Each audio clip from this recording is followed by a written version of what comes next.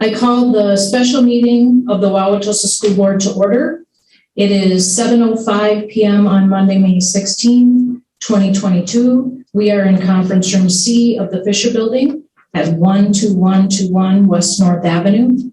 The purpose of the meeting is to discuss the seat 7 vacancy on the board and hold a discussion and take potential action on a resolution related to all matters set forth in the May 4th, 2022 letter from Cross Law Firm SC. Could we have roll call, Ms. Newman? Ms. Fraley? Here. Dr. Hoyt? Here. Dr. Jessup Banger? Yes. Mr. Meyer? Here. Mr. Phillips? Here. Ms. Neufeld? Here, thank you. I firstly just would like to let the members of the community know and the people in the room, we were having some technical difficulties. Those seem to have been remedied. Thank you for your patience. And I also wish to thank the board members this evening for convening so quickly to address these two urgent issues that came to our attention only mid last week. So the first item we have for discussion is the seat 7 vacancy. And the board members have received information on bylaws, state statutes, as well as some materials we used from a 2017 seat vacancy. And with that, I will, I guess, turn it over to the board members to start the conversation here. Yes, Mr. Meyer. Ms. Neufeld, my recollection from then is that there was the long duration between when the board approved the procedures and when the community was asked to have applications submitted, and it was over a month. That was because it was August, and a lot of people are gone, and things weren't so publicized and obvious to the community at the end of the summer. So that was why there was such a long wait time between when the process was approved and the due date for the applications. Thank you. Anyone else? So I fondly remember this process, as I think this is what ended up with my inclusion on the board at that time. The question I had for those sitting on the board at the time, it to me seemed very clearly laid out as someone going through the process. And would we make any changes to the process, or would we just move forward with as it didn't work as intended? And I remember there being a pretty large pool of folks who put forward names of interest, so that seemed to be a good thing. Or are we at a place where we just move forward with the process as it was? That's for consensus building this evening. And one thing I would note that we could, if we agreed this evening to bring back the policies and a proposed timeline, we could vote on this as soon as our Monday meeting, May 23rd.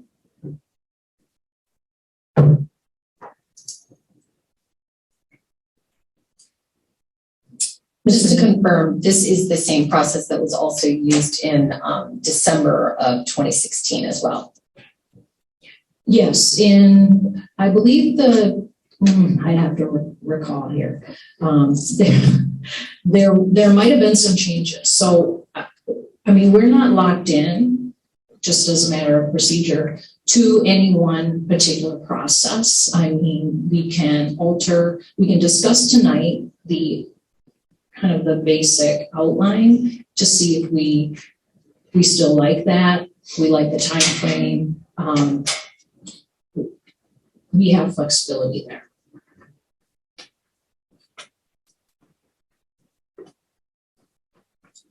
Do you remember, Ms. Rayleigh, what was the time frame for application to voting in 2016? This one, to Mr. Meyer's point, is lengthy.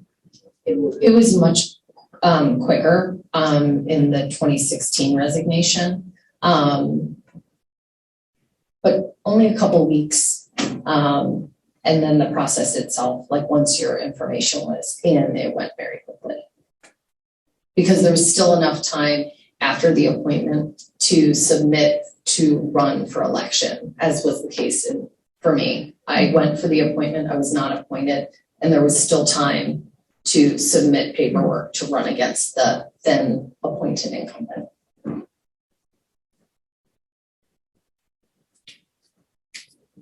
And it feels like it would make a lot of sense to move relatively quickly since we would have a split, I mean, could potentially have a split vote.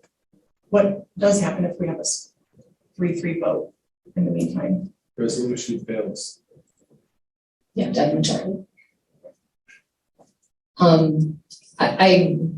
The main priority for me is I would like to see us move forward with this rather quickly.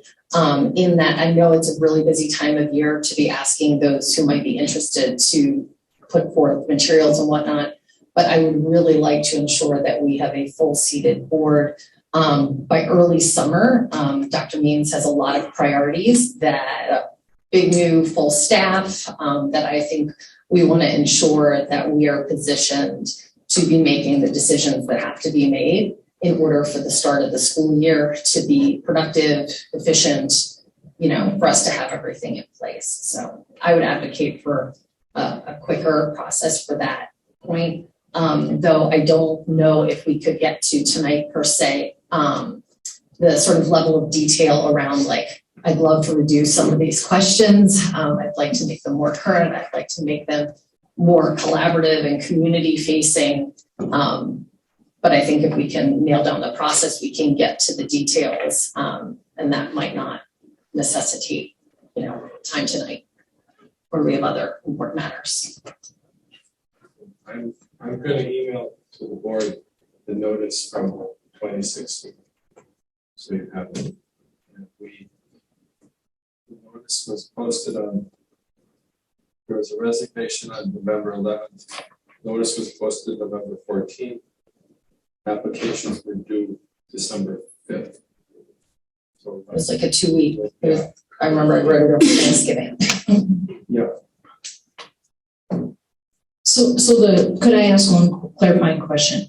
What would be the board's preferred end date possibly to select a candidate? And maybe we move backwards from there. Second meeting in June. That would be my goal. The first or the second? Second. I think it would be second meeting in June. 27th. Yeah, I think it would be hard to get it done before then, given I feel like we've got 16 meetings on our calendars between now and then and open houses, and I want to be able to give it full consideration. That's a month, right? Mhm. Basically. Mhm. So we vote this coming Monday, post it. And then there's 2 weeks. They have, how long do you want to get them to submit? 2 weeks. All right. Okay. We have an engaged community right now. We just had an election. I mean, everybody knows what's going on. So, but I'm fine with 2 weeks.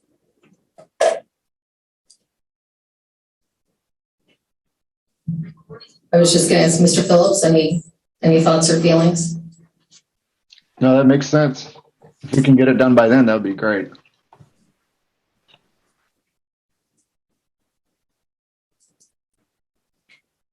Okay, so we've got an end date.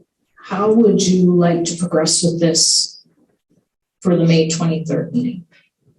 Would we be able to have a working session and then vote out of that meeting?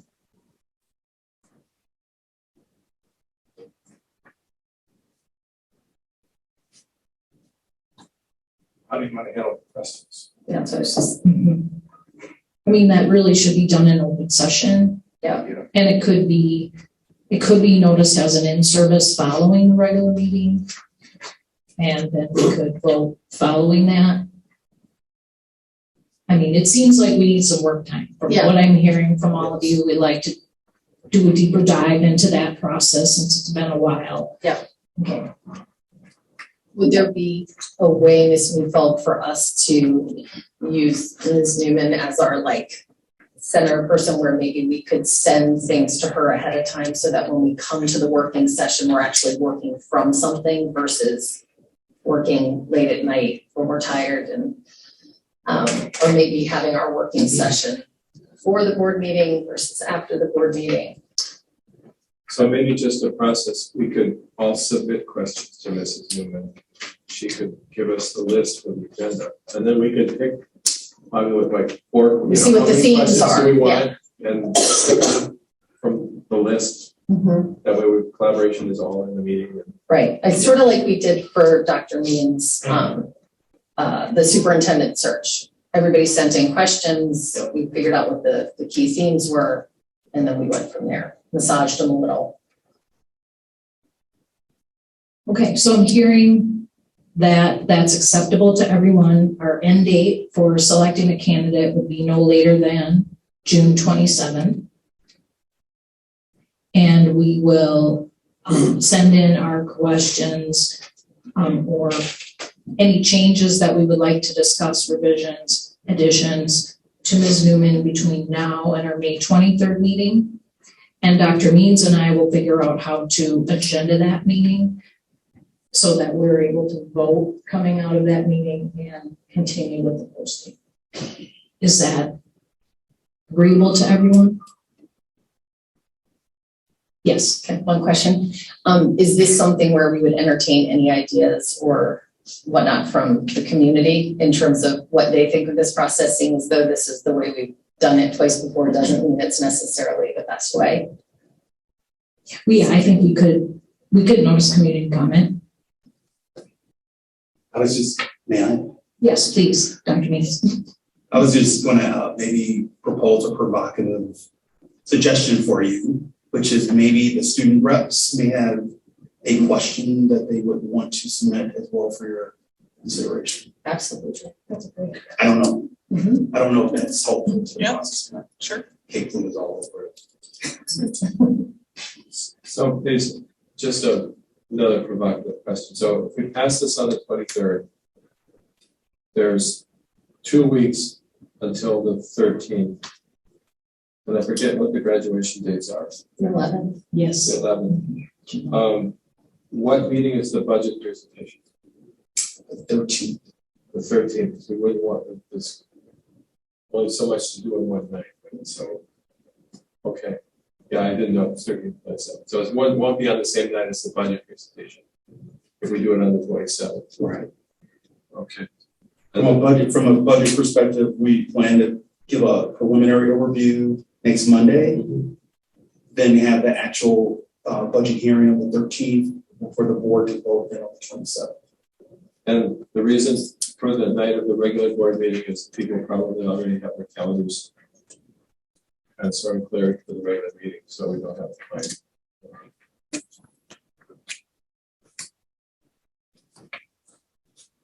Mr. Phillips, I just want to make sure you're good with that process we outlined, including, okay. Affirmative? Okay, great, thank you. All right, are we all then ready to move on to our next topic?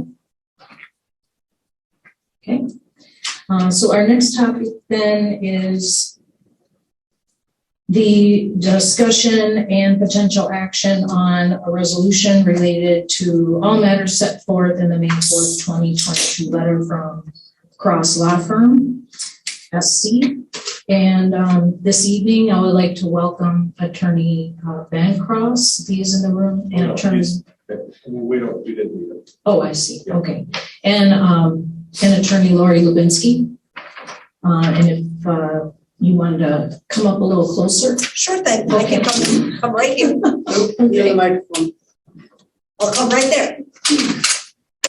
Thank you. So the process we would like, I would propose to follow this evening would be a discussion of this topic, and then provided we can reach a resolution, we would make a 15-minute recess to allow just finalization of the wording for any kind of motion that might come out of this evening.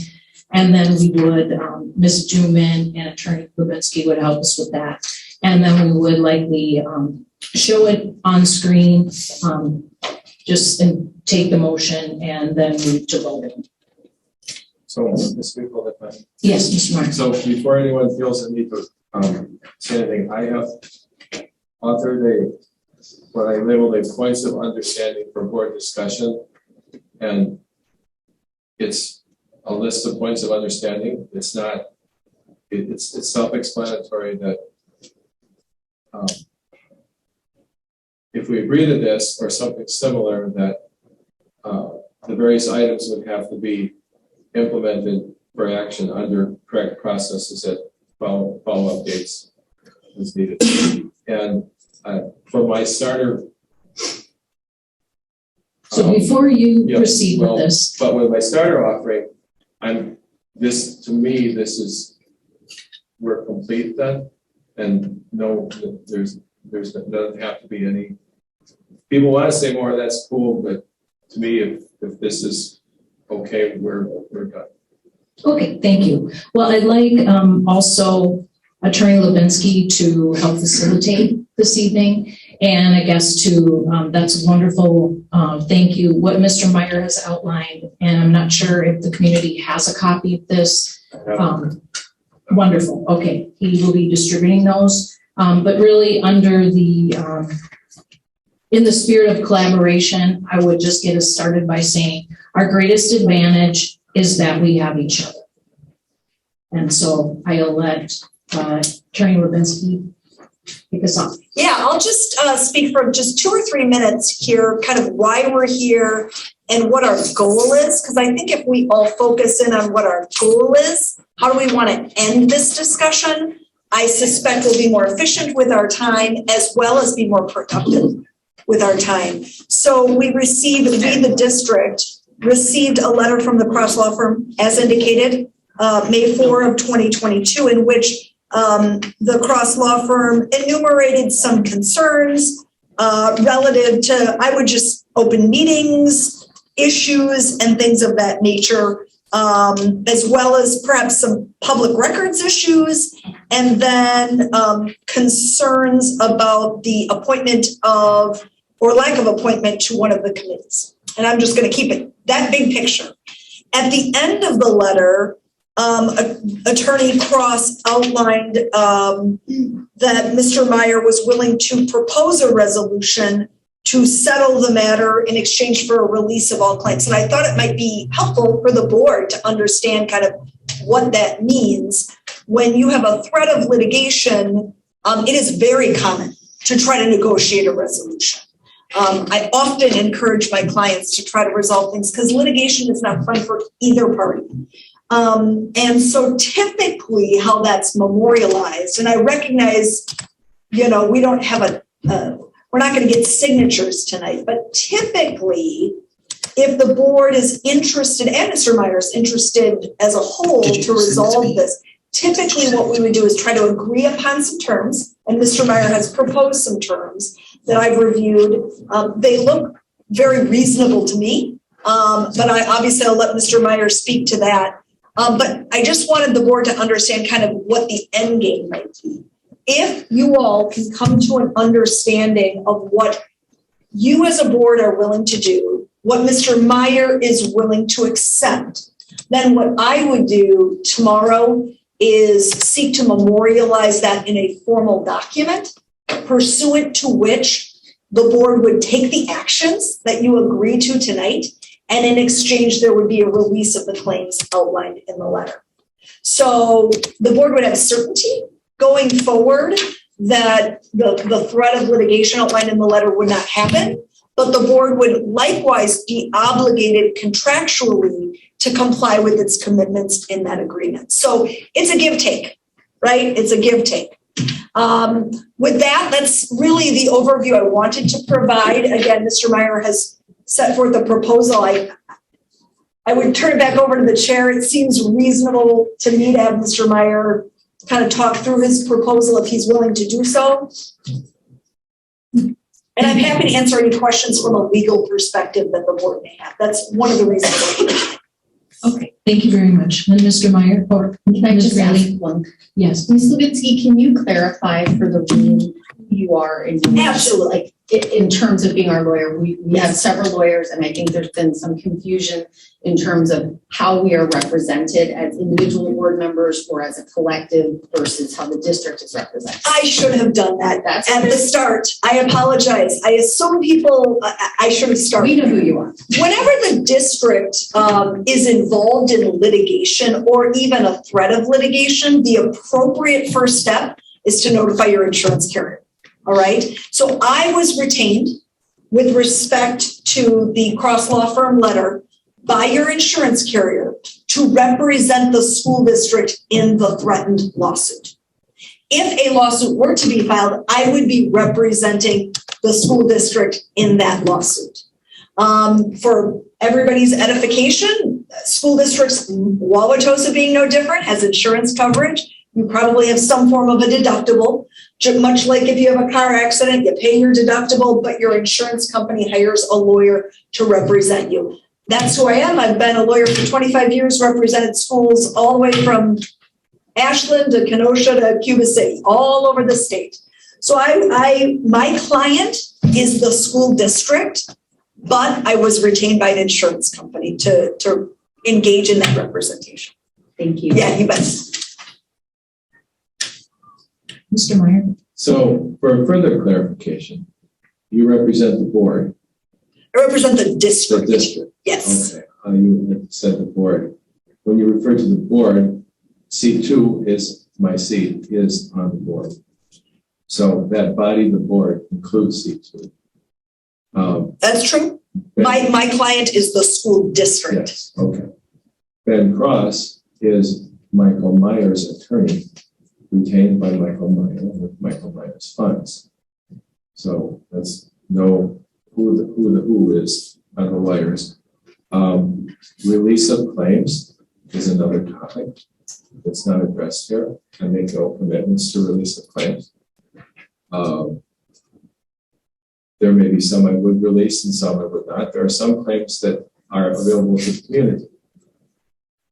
There's concern about other claims that aren't an issue for me that I would want to pursue such claims. So that's to be decided between council.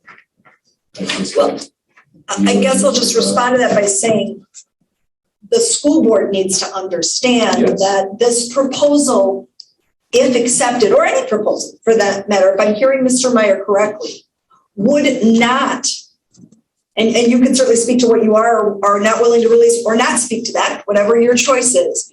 But typically a settlement of a threatened claim involves an agreement by one party to do A, B, C, D, E, or F, or maybe just A, in exchange for the other party releasing their claims. So that's why I started with that. And I would note that your lawyer's letter at the end, and it's not on your document, but it does say, as such, Mr. Meyer is willing to propose a resolution. He would be willing to settle this matter and agree to a release of claims. Yes. So I'm just reading as from of the date that was offered. Things have transpired since then that affect this, and we can discuss that between council. So I see this as almost in diplomatic terms, a memorandum of understandings of a path to a solution. It, of course, is, as you're saying, not the specifically worded solution document, but I see these things as enough in substance to resolve what happened. And then there's the responsible legalese that would go with agreeing to these implementation words for these points of substance or other points of substance that could be proposed by other board members as well. So I'm not holding to this as the final gospel word. It is my good faith attempt to address root causes and not be specific about people. There's, all people here are of goodwill, and everyone makes mistakes in different ways, and there's reasons how we got ourselves into this from the beginning, and if we address root causes, especially, for example, point 2, there's a lot of training things in there. Point 3 pretty much states what already exists in law. Point 1 identifies a mechanism or identifies specific things that we don't seem to handle very well. So maybe we should just stay away from those. So that would be where I'm looking at this right now. I don't mean to be cagey or evasive. I'm just not wanting to suggest I'm agreeing to something that I haven't agreed to yet, or the board has not agreed to. Any of us haven't agreed to anything yet. And my only response to that is as long as the board is understanding what Mr. Meyer is saying, that he's making this proposal, but that does not eliminate the threat of litigation. As long as the board is aware of that and hears that, the board can act, as it deems appropriate, in light of where we're at. I'm seeing no need for litigation if we can get the root causes. And sometimes a threat of litigation is what's needed to get people to come to the table in real terms to address something. So this is not any more a case where litigation is at hand. I feel we are far from it right now. If these points can be sincerely discussed, some strategy. We are far from litigation, from my perspective. Those conclude your opening comments? Yes. Okay, thank you. Do any of the board members have questions on this points of understanding? Would you like clarification? Ms. White? I admittedly don't fully understand what all of this says, but I wanted to be really thoughtful about what was happening today, and so I actually put down some things on 2022 paper that I wanted to read. So I hope you can all bear with me for just a moment. So as a new member of the board, I can't speak to what has happened previously. I would, however, like to share some observations I've made in the short time that I've been on the board. Over the past 5 weeks, I've seen private board emails shared with members of our community and the media within hours of being received by the board. It's obvious that the people who end up with these communications intend to use them in a way to disparage the board. I've observed a board so weakened by 2 years of community criticism and inward tension that there's no sense of team. I've been shocked and saddened to witness a member of our rank quit due to concerns about safety and another threatened litigation. And all during this discontent, there's no communication between members. No sense that we are in this together, only feelings of mistrust, isolation, and weariness. This is not how healthy groups function. The result of all of this anguish is paralysis that prevents us from focusing on the issues that are most important to our students and staff. If it hasn't already, it will drive away promising new staff recruits and make it challenging to find a community member willing to join the board. Our community deserves better. I ask that we use today to find resolution and begin the process of healing. You are all dedicated and talented individuals. Things have clearly gone off track, but it is not too late to regroup. We need to acknowledge our faults and our places of pain, bring it out of the shadows, and obviously make it very public, and begin to have an open dialogue. Without that, I don't see any way for this group to heal and function. Thank you.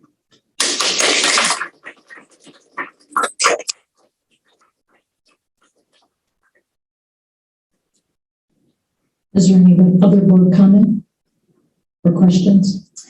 I will just say, Jenny, I'm going to refrain from reading what I wrote in that I feel like you very eloquently said it and captured a perspective coming in. I appreciate, Mr. Meyer, that you brought forth something for us to react to. And to your point, much of what's in here, I think, is common sense, should be happening, could be happening. And so I am happy to move from this into discussion. And I will just say, I think one of the things that's been really hard about this moment for us as a board that Dr. Hoyt, you sort of raised is we can't talk amongst one another and still stay within legal, requirements. And that is really tricky when you're trying to form a team, because what I really would love it is if we could go all get together in a room and just like hash some things out without feeling like the whole world is watching you and waiting for you to say one wrong thing that will then be jumped on or misinterpreted. So I am happy to move forward. Thank you.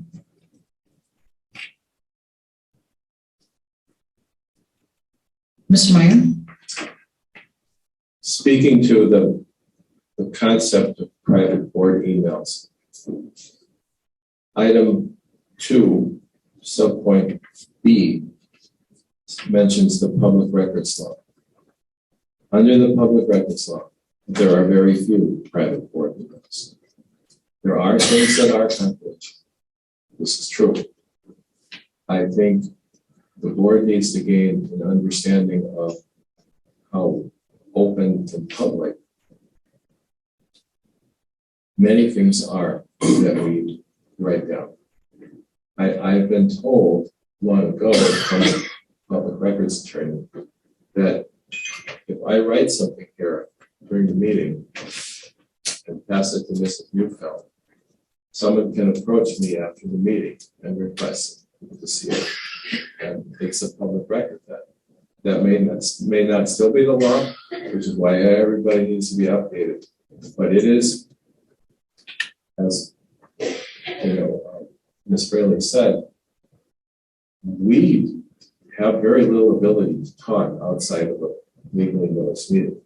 We have very little ability to communicate in writing in a fashion that's not public record accessible by anyone. That is the job. So we need to all come to the same understanding. My understanding needs to be updated. We have a new person who's starting from scratch. Might need to be updated, might put me at the same place as you're starting from scratch. These things need to be refreshed regularly. So thank you. And I do understand that there are things that are shared and can't be shared. I think just as somebody, again, watching this happen, there's very specific people who seem to be getting our emails within hours of them being sent out, which I think begs the question why that's happening. And also to the point, we're not allowed to talk about policy together, but when a member of our team quits because they feel threatened and nobody even reaches out to say, hey, you okay? How are you doing? Like, I mean, I think that describes a team that is not functioning.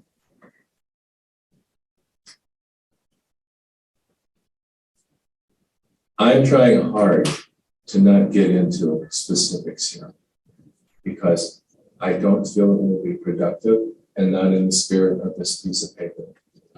The idea of team is conceptually important, but the idea of, as I state, our constitutional and legal roles,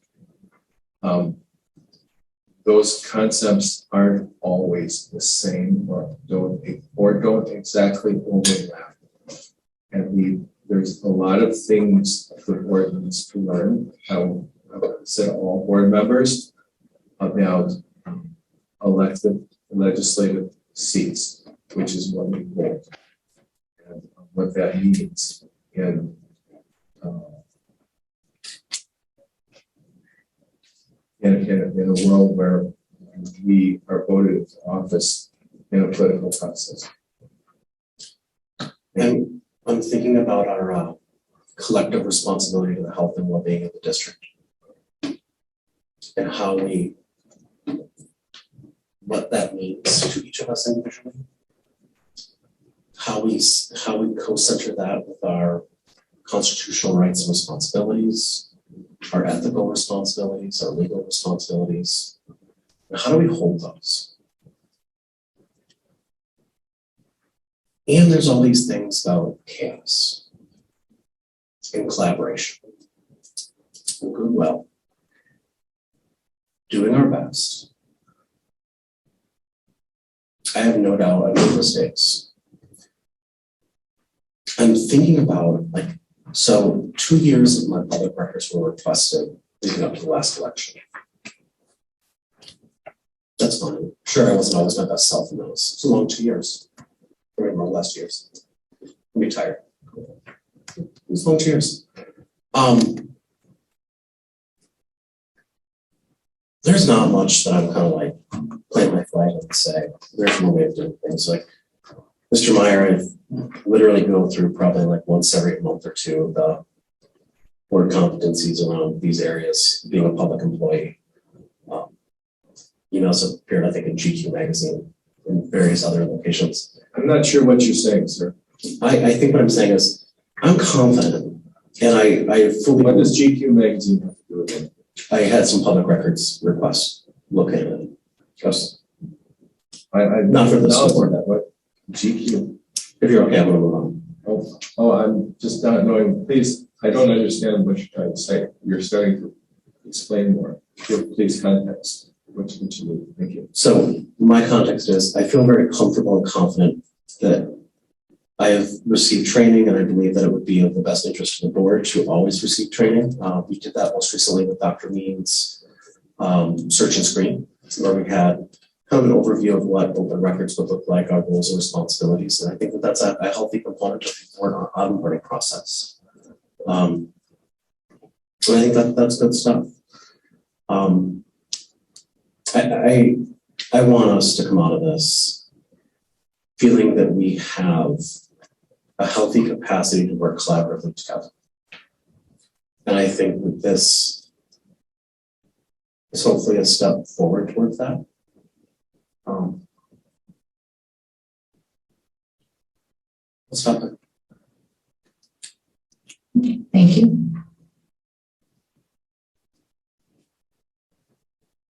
Any other board members have comments or questions? Has this board ever worked with the WASD mediator group?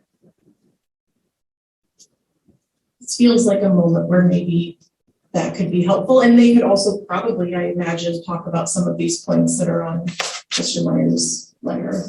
Because, you know, admittedly, I would love some onboarding. I would love somebody to tell me about all these things. So, but I also feel like there needs to be kind of some discussion around conflict resolution. And sorry, I'm not a psychologist. I'm going to keep talking about team building. I really am. You know, being able to appreciate the differences that we bring to the table. I don't feel like that's probably really been the case more recently for this board.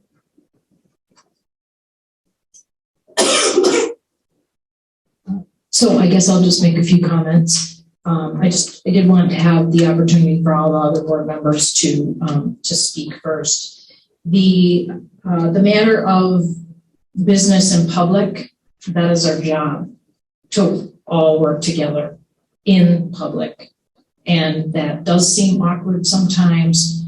And we have procedures when we are setting up committees and how we notice and work together. So that does seem awkward, but all of our work must be in public session. Whether, unless there is an exemption, and there's very few exemptions. So that sort of grounds us to how we can work together. And one point of clarification that I would like to ask you, Mr. Meyer, is on number 1. And this outline structure of how we would update our policies. Mrs. Neufeld, you and I were on the board when the Neola policy book was first adopted. And so we are fully aware of how big a job that is. It seems that without heavy doses of number 2, we have difficulty with the committee concept. And so it it could be that this board could move to a committee concept after we're fully updated on the items in the second point. Our track record says that as of right now, we don't have the skill set to do that correctly. And so I thought it wise to back away from a process we're not good at and use a process that we will hopefully be better at until such time as we have the skills and knowledge for the core competencies of the second item. So just in response to that, Mr. Meyer, I am a big proponent of training, of time together, learning together, and evaluations, figuring out what we're doing right and what things we can improve on, development. I mean, I am a big supporter of that. I also realize that the committee structure may not have all of the information about the possibilities for our work in committees, and we can do that in a number of ways. And that is something that I talked about when I was interested in serving as an officer for the board. That is an area that we can really work on collaboration, not only at the district level, but the community level as well as the board level. So clearly with some of the exchanges, to Dr. Hoyt's point, they haven't been as constructive as they could have been, and we want to engage the community in a meaningful way where they feel they are listened to and they can help us because there's expertise out in the community. I don't think that as a board, doing our work even on our agendas and how we might even look at structuring committees, I think we could have some options and we could discuss together what those options are and how we like to proceed. And then from an administrative perspective, it's very critical that as a board leadership team with shared leadership with the administration, that we give a clear voice to Dr. Means and the administration. So that's, also an area of improvement and development for us. So, I mean, I see all of these areas, but my concern here with not having a policy committee is we've already stalled our work since last fall here.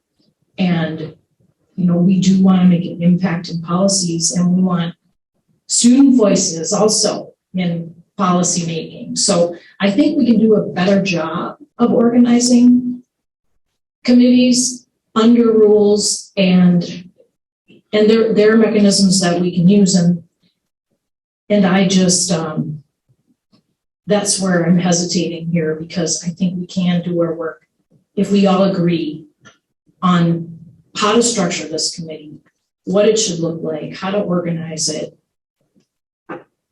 I just don't want to commit to that at this point. Yes, Ms. Green. I'm wondering, as I imagine point one may be the biggest challenging part of this discussion, if it might not help to start at point three and sort of work our way up to see if we're actually in alignment with the other two recommendations from Mr. Meyer. Point number three, empower the superintendent to lead the school district and chief executive officer. Any direction from any and all board members to the superintendent and all employees is only by legal vote of the full board in lawful meetings. As Mr. Meyer said in his open words, this is something that should be happening. My understanding is this is happening. And so I think one of the things I would like to clarify is the perception of other board members that this is not currently happening. Because if not, so I guess I want to know, can we get specific here? Because I can agree to this, but I need to also understand, what are we stopping doing versus starting doing? Does that, Yes, I Okay. understand. Yeah, I think that's a good, that's I a good think that'll segue. move us to, because I think you're right, Ms. Bienfeld, the middle section is grounding and training and everybody getting on the same page, and anybody would benefit from those things. But I also think we have to be in agreement as to who decides what some of those things are, because I think depending on which lawyers you're talking to, we are or are not meeting certain laws. So if we could start at 3 and move our way up, that would be really helpful for me. Okay, thank you. Mr. Meyer? So let me give some history here, please. 18 years ago, my first year on the board, I pointed out what I thought were open meetings violations. The board, with its legal counsel, was very much assured that the board was operating in a correct manner. Time went by, and during the following months, and citizens submitted public records requests. Citizens gathered their own information and submitted a complaint that went to the County Corporation Council, as would be the case today. The County Corporation Council investigated, as would be the case as if a citizen filed a complaint today, which I am not in control of. And if the County Corporation Council took up the case and conducted an investigation, what would Corporation Council find? The Ben Cross letter states specifics that are documented in emails. As was the case then, I don't know specifically what our board counsel has said. I know what my counsel has said. I know what other experts in open meetings law have said, only based on the surface of the facts, not, commenting on the whole thing. But the idea that different lawyers say different things, well, that is correct. And 18 years ago, different lawyers said different things, and the board's counsel said one thing, but the finder of fact, the County Corporation Council, said something else, and found that the school board then was living in a culture of non-compliance with the open meetings law. And that was a very sad day that we got to that point. And so if we want to discuss specifics, I'm prepared to tonight, but I'm trying to give an off-ramp here. The idea that the superintendent, that number 3 is not a problem now, I do not agree with. On frequent occasions, Dr. Means has said to me that he feels caught in the middle. How can that be? Because no directive from the board puts him in the middle. So there must be different board members saying different things to him. And he feels a need to comply or try to comply with all of them, and therefore feels caught in the middle, when I know as a fact of law that the board is not spoken unless we agenda an item and call the roll. So number 3 says somehow, some way, we are operating in a way that isn't clearly the voice, the roll call vote of the board, and different board members are saying different things. So I believe 3 is a problem. So I think we're actually in some way saying the same thing, in that I want to ensure that this is happening. And if Dr. Means is feeling pulled in different directions, that is a problem. And that may mean that we need a process to say, nobody goes to Dr. Means unless they, email the president and, copy the president or whatever that is. So how do we ensure that you are not kept from being able to do the important work and the ambitious goals that have been set before you? So I support that. If I may, I think there is a fundamental misunderstanding of how little individual board members can tell Dr. Means of what they want. It is a very delicate set of words to use, and it can go astray easily, especially if there's a culture where it seems to me I felt over the years, the past 4 or 5 years, that things come to the board far more mature in their decision-making process than if they truly had been in substance brought to the board earlier. So it does feel that somehow, some way, there has to have been input somewhere that wasn't in the boardroom.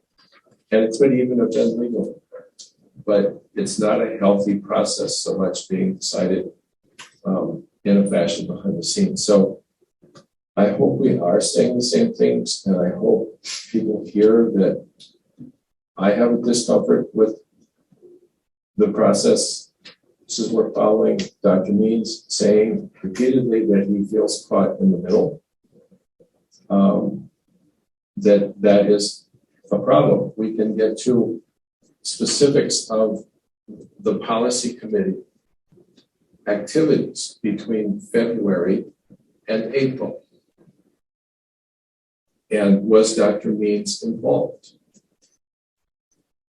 He shouldn't have been. I wasn't there.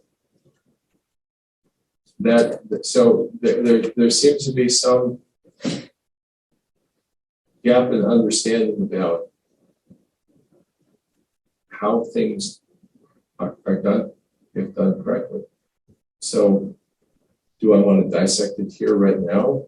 Well, the point of these points of understanding was to give an off-ramp, to be proactive and positive about acquiring skills we need rather than identifying specific things that we would then debate here as to whether there were failings of the past. So I'm good with looking forward, and I think number 3 is the starting place of what we agree to. Number 2, I feel like is what we have to do to make sure we get there. And then number 1, I think is the example question. Like how does this actually play out in terms of X committee or action? So I don't know if it's helpful. Does anybody have any concerns with number 3? I think my struggle is that it sounds like everybody would agree with number 3, but I think it's the how that's getting lost. And so if we're all agreeing with number 3, but we're saying we don't want to talk about how, then we're going to keep doing the same things. So maybe what I'm hearing, Mr. Meyer, is you don't want to talk about how right now or go into the details, but I do think at some point we're going to have to bring out all this dirty stuff nobody wanted to talk about before and all the anger and frustration that was clearly existing and comb through it, because I don't think anyone ever had ill intentions to do any of this, but somehow there's been a misunderstanding of how each board member interpreted number 3. I fully agree with everything you're saying here. There's things here where we need a facilitator in a very detailed work session for people to learn new perspectives and intuitions about how to do things more productively than not. And we can't deal with that here tonight. We don't have the facilitators here. We didn't know we were going to do that tonight, et cetera, et cetera. There's a lot of, culture. What's the word to build a culture? I don't know anybody else, but we need to build our culture. And now we'll be onboarding a second board member. And I know that the culture of the board 18 years ago was vastly different. Even taking open meetings questions out of it, the culture of other boards is vastly different than the culture of this board. I mean, we got 5 new board members in a pretty short period of time 5 years ago. And we kind of lost all the old culture when that happened. discuss how it's gonna work, but maybe there's some of the old ways we need to like bring back and remind ourselves of. Or maybe there's some new ways that nobody's tried. You know, that those people then and these people now. And maybe Dr. Means plans to bring in Wisconsin Association School Board facilitators and trainers to train us as a board on the a better board. Dr. Earl did that all the time. He was always bringing in people to facilitate our working together. And our working together at times in the past was far more contentious than what anything we've seen in these rooms in the past few weeks. This hasn't been, as far as the boardroom, it hasn't been like that. Really, it hasn't been good, but it's been far worse. Not to say we're okay, you know. I'm just saying. I don't think that's a point of pride. No, that's right. I don't want to beat up on ourselves too much. That the whole point is to be positive and say we have things to learn. Okay, we're an educational institution. We should be proud to be able to learn and be better. I mean, I'm trying here with this to do that, to be positive, go forward. And so I have just one point. Back in 2016, I inherited that discussion on open meetings, and it was a walking quorum situation that we were dealing with at that time. And 2005. Yes, Yeah, yes, thank you. Sorry, Way I'm back. dating us. That's Oh, right. yes, Yeah. yes, I'm going, Oh, okay, further back to that. So again, it's a bit,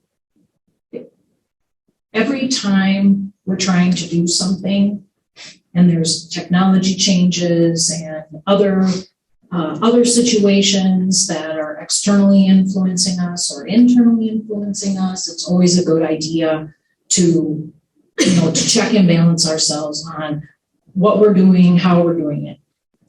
To finish point 3, I do think there are really good opportunities for us in this area, and we can use our agendas for this purpose. All the work should always come back to the board's agenda, and we should be able to notice our topics and updates so that can happen.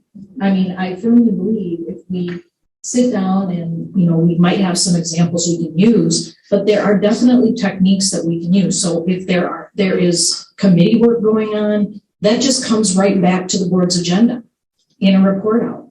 And the community is informed, meetings are public at both the committee level. And again, there's different ways to do the work, but it should all come back to the main board, and and every one of us should be aligned on that work. And we're doing that work as a board with the community watching in public session. So that's the way I look at it simply. We are able to give the superintendent direction without a vote. I mean, we can discuss some topics and agree on how we want to move forward, and that's been done before. Again, as long as the majority of us have consensus and the superintendent can act on that. So, I mean, I think there are just multiple different ways to do it. It's just. I would disagree with that. That to give direction without a vote, that's dangerous. Did we notice an action item? Did we call the roll? Even conceptually, we have given guidance to the superintendent about preparation of documents for the posting for the vacancy notice, and it's mostly clear what to do, but there have been many times in the past, many boards that we've had here have, after a discussion like this, we turn to the superintendent. Well, now, Mr. Superintendent, do you know what to do? And the superintendent's like, you had 6 different opinions. I don't know what to do. And my answer to that always was to crystallize the instruction into an action item and vote. And that way the superintendent is sure. So just to throw that. Again, I recall once, this was 17 years ago, and Attorney Mark Vetter, our attorney, was sitting in the chairs out there. And I said, well, how many board members really agree with this? And all of a sudden he jumped out of his chair, waving his arms, and started running towards the front of the room and said, stop, stop, stop. You're calling the roll when you do that. Like, sorry, I didn't realize I just did that, but you're right, Mr. Vetter. Thank you for saving me. So that's a tough, it's thin ice to be on, to say, well, what do we all think superintendents will do it? So just a memory burned into my mind, Mr. Vetter waving and running to the front. Great, thank you for that. But again, I think the point is well taken, that we can organize our work and do our work on the agenda in open session, using whatever means we think will give us the best outcome and move us forward in our work. But do I understand that, I was under the impression that we call Dr. Means with questions and have a conversation with him. And so I don't know if that's where some of this has happened before. I think what I'm hearing is there's agreement with like general ideas, but what that means, that we have to recalibrate and create that culture. And I think it's really hard to do, to have specifics tonight, except to say, yes, let's meet with somebody and recalibrate and decide what the culture is here in 2022. Because I don't know what happened before. I don't know if it was good or it was bad or there's better ways, or we need to go back to the old ways, but I think we need to clearly recalibrate for today with this board to say, how does this board function?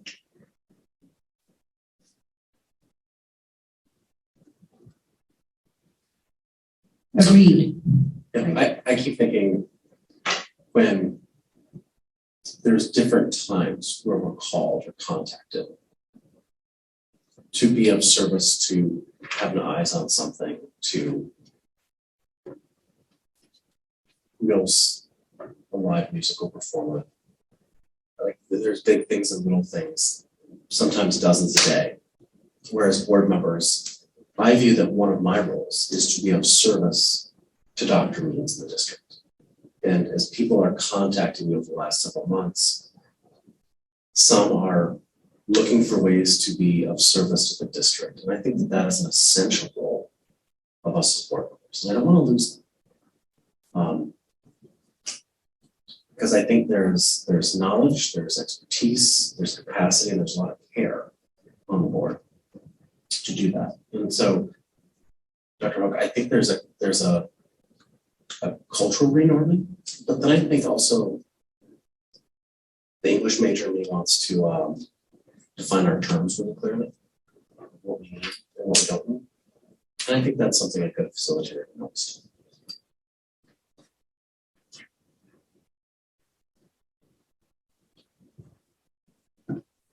Is there any other board comment or questions? I actually have something. Oh, yes, Catherine. So I think the past couple of weeks have really highlighted the importance of a school board within our community. What I will say is I think everyone here needs to take a deep breath, take a step back, and remember why we're all here. I was talking with some friends today, as I do from time to time, about the events that transpired, or rather just the state of affairs.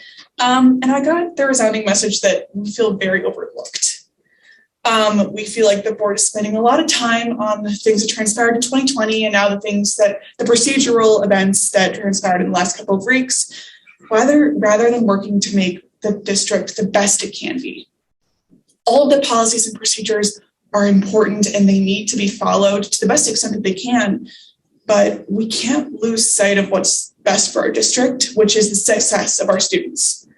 As I was writing these remarks with my parents at the kitchen table, what I hope that every member of the community and every board member can take away from, whether it be on your time on the board or just interacting with community members, is that it's really easy to stray away from what matters, which in my opinion is the success, safety, and well-being of every student in the district. So that is what I will say on this subject.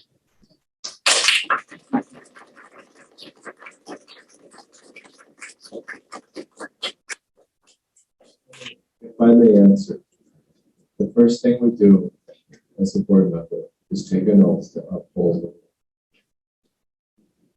If we are operating illegally, everything else fails. So we have to know how to operate legally. And we go astray from that, which is why one of the reasons it's so important not to go astray from that, because the first thing that suffers is the children. Because we are doing our adult things correctly, you all lose. And so, yeah, the children are losing when we have inability to know whether we're following the law. Right.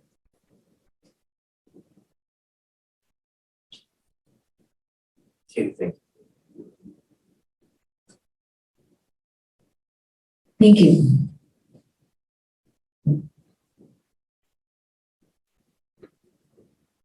How would the board like to proceed?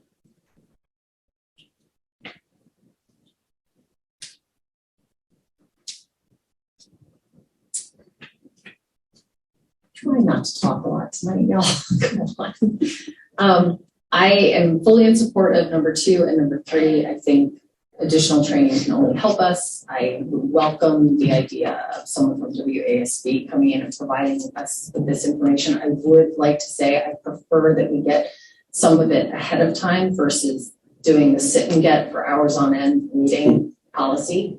And instead our time together be focused on application. So here's the law, here's an example. Let's work together as a board to figure out like what this would look like in this case. Like let's use real scenarios with students and teachers and community members and possible open meetings, law, debacles. So I'm all there. I am with you, Ms. Neufeld, on this. I'm not sure I'm comfortable saying we eliminate the policy committee, because does that mean we eliminate the policy committee forever? That feels like it's actually going against what it is that we are trying to do, something the board committed to a year or two ago. I would like for us to figure out how to get the policy committee work done so that it feels inclusive and that everybody's contributing. And it could be that the policy committee work is broken up and different two folks work on each section and then we bring it all back together like a jigsaw activity. Because I do worry, to Mr. Meyer's point and Ms. Neufeld's point, it sounds like it took a very long time to have an entire board do that work.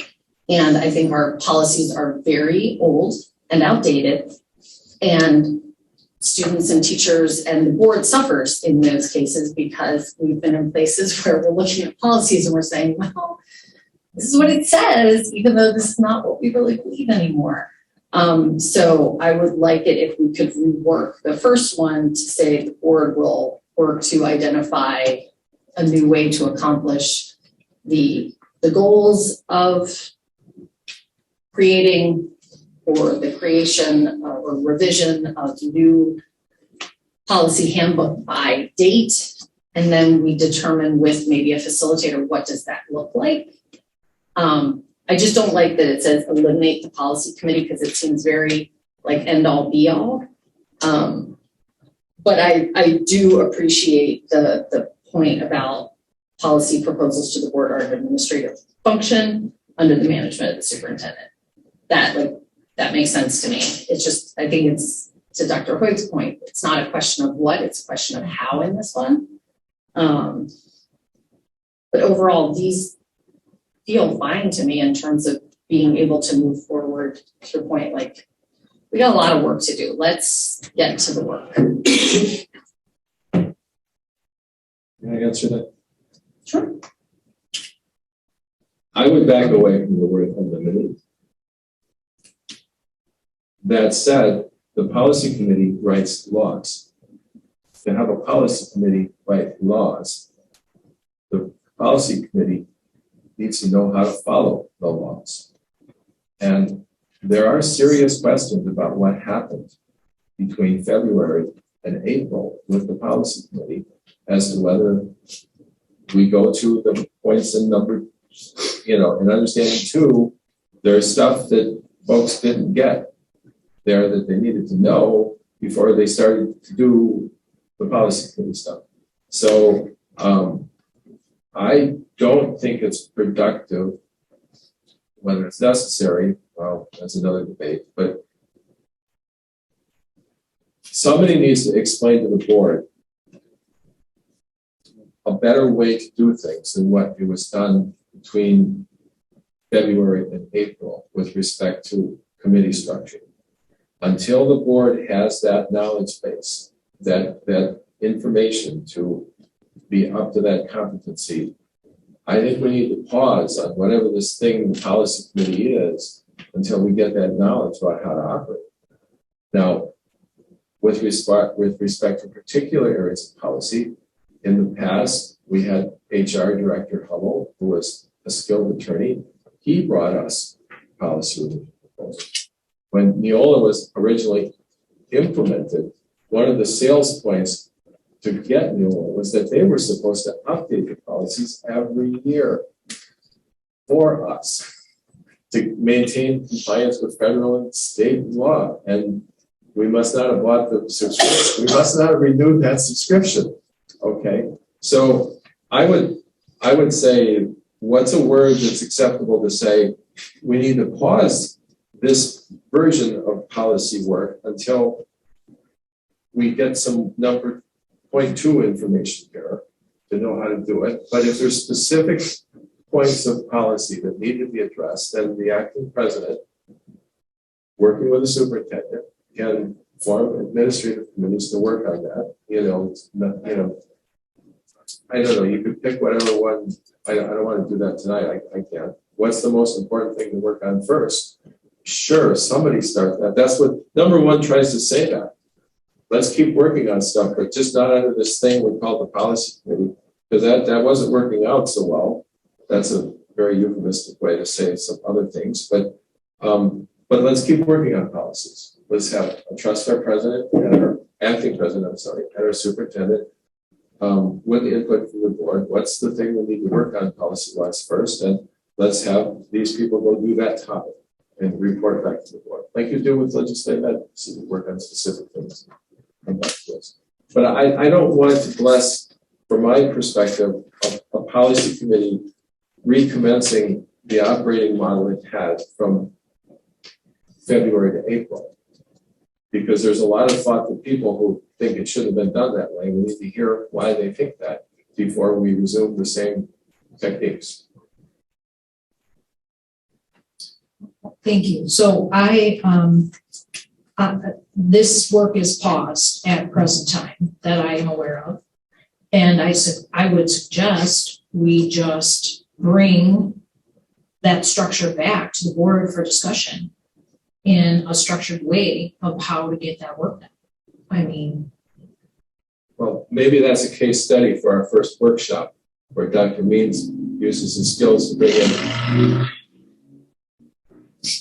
bring in expert facilitators and handle things the way our learning new board member suggests in a team building fashion to norm up better, like, Dr. Jessica Banger has said, and maybe we could even have a content area that we use as a starter subject for the facilitation session to say, now we want to start this subject area.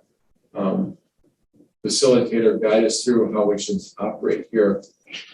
Maybe even have a lawyer in the room too to say, okay, you're going to do it like that when you have to operate this way with this fashion, and let's do one with the guiding lights in the room to tell us how to. How about something like that?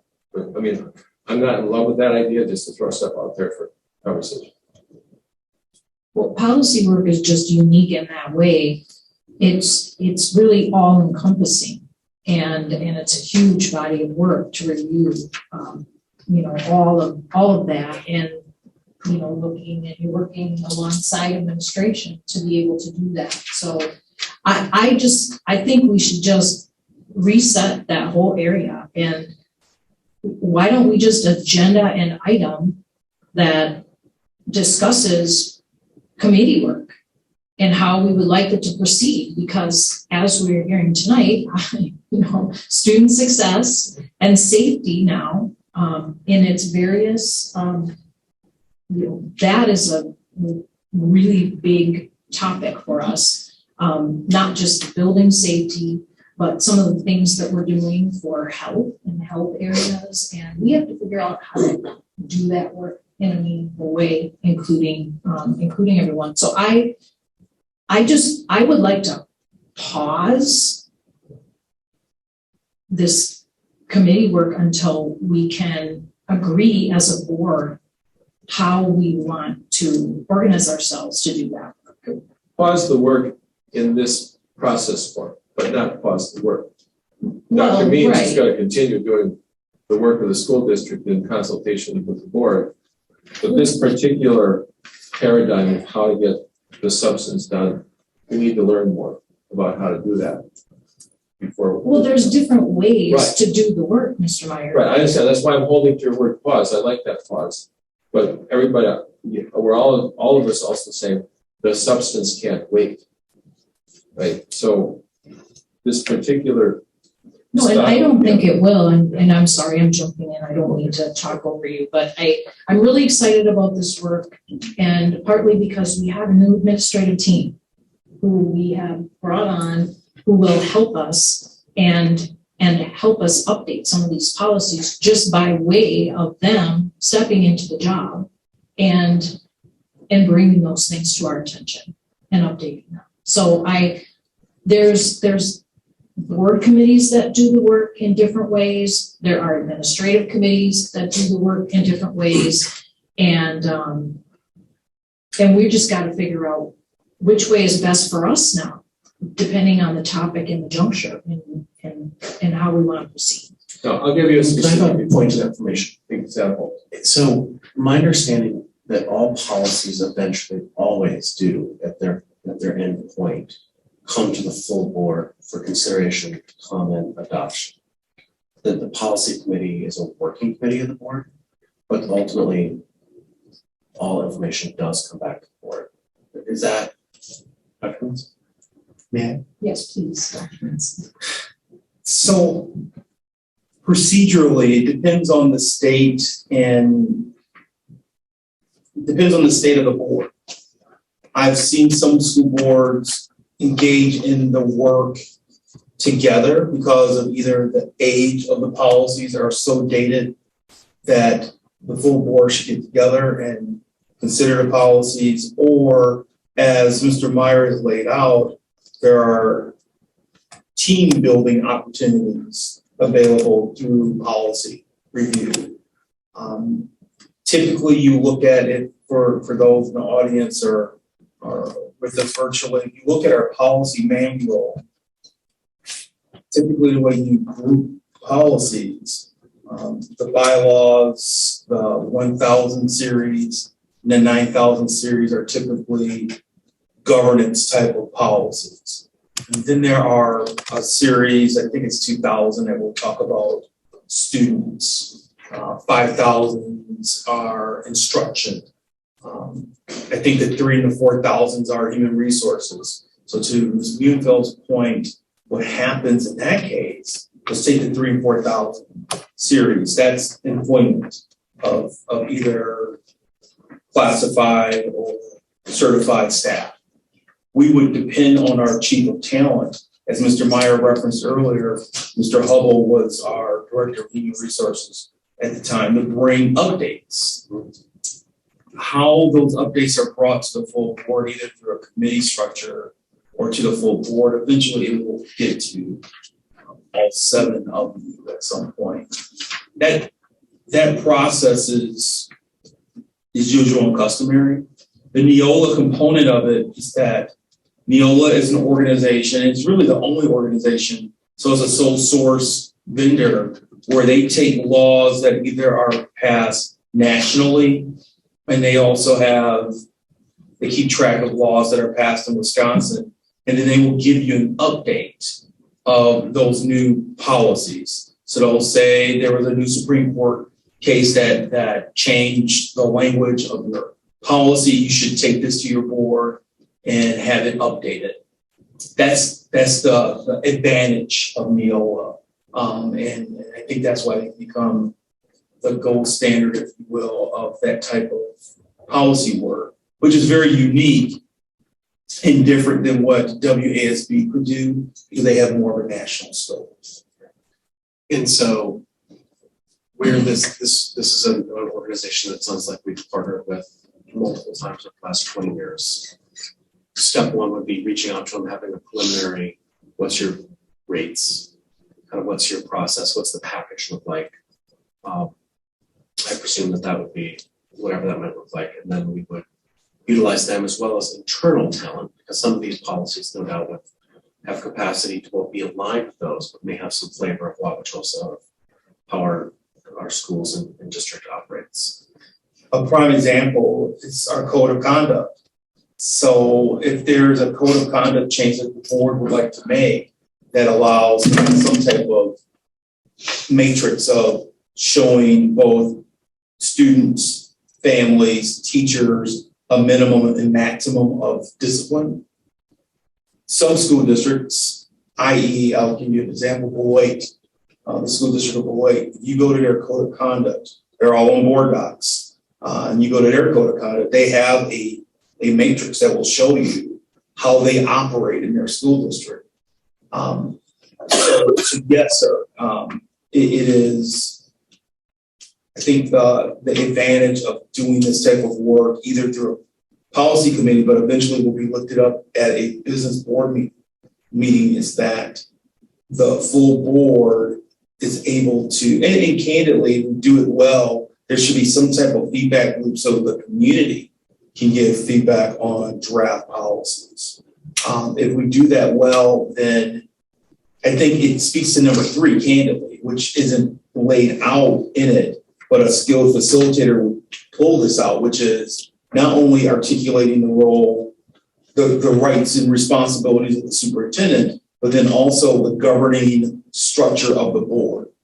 And that would, a skilled facilitator would take the statement that Mr. Myers laid out and then would also pull into it. So now let's talk about the role, the rights and responsibilities and the duties of the board. And so I would conclude by saying I view Mr. Myers' points of understanding not as 3 separate points, but, and I was a history teacher, so I'm normally linear, but in this case, it's more of a Venn diagram of, if you look at his 3 points, they're not linear in terms of 3 different things happening.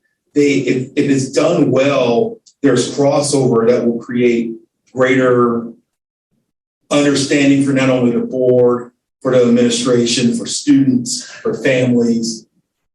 It's just going to create greater clarity and coherence for the organization.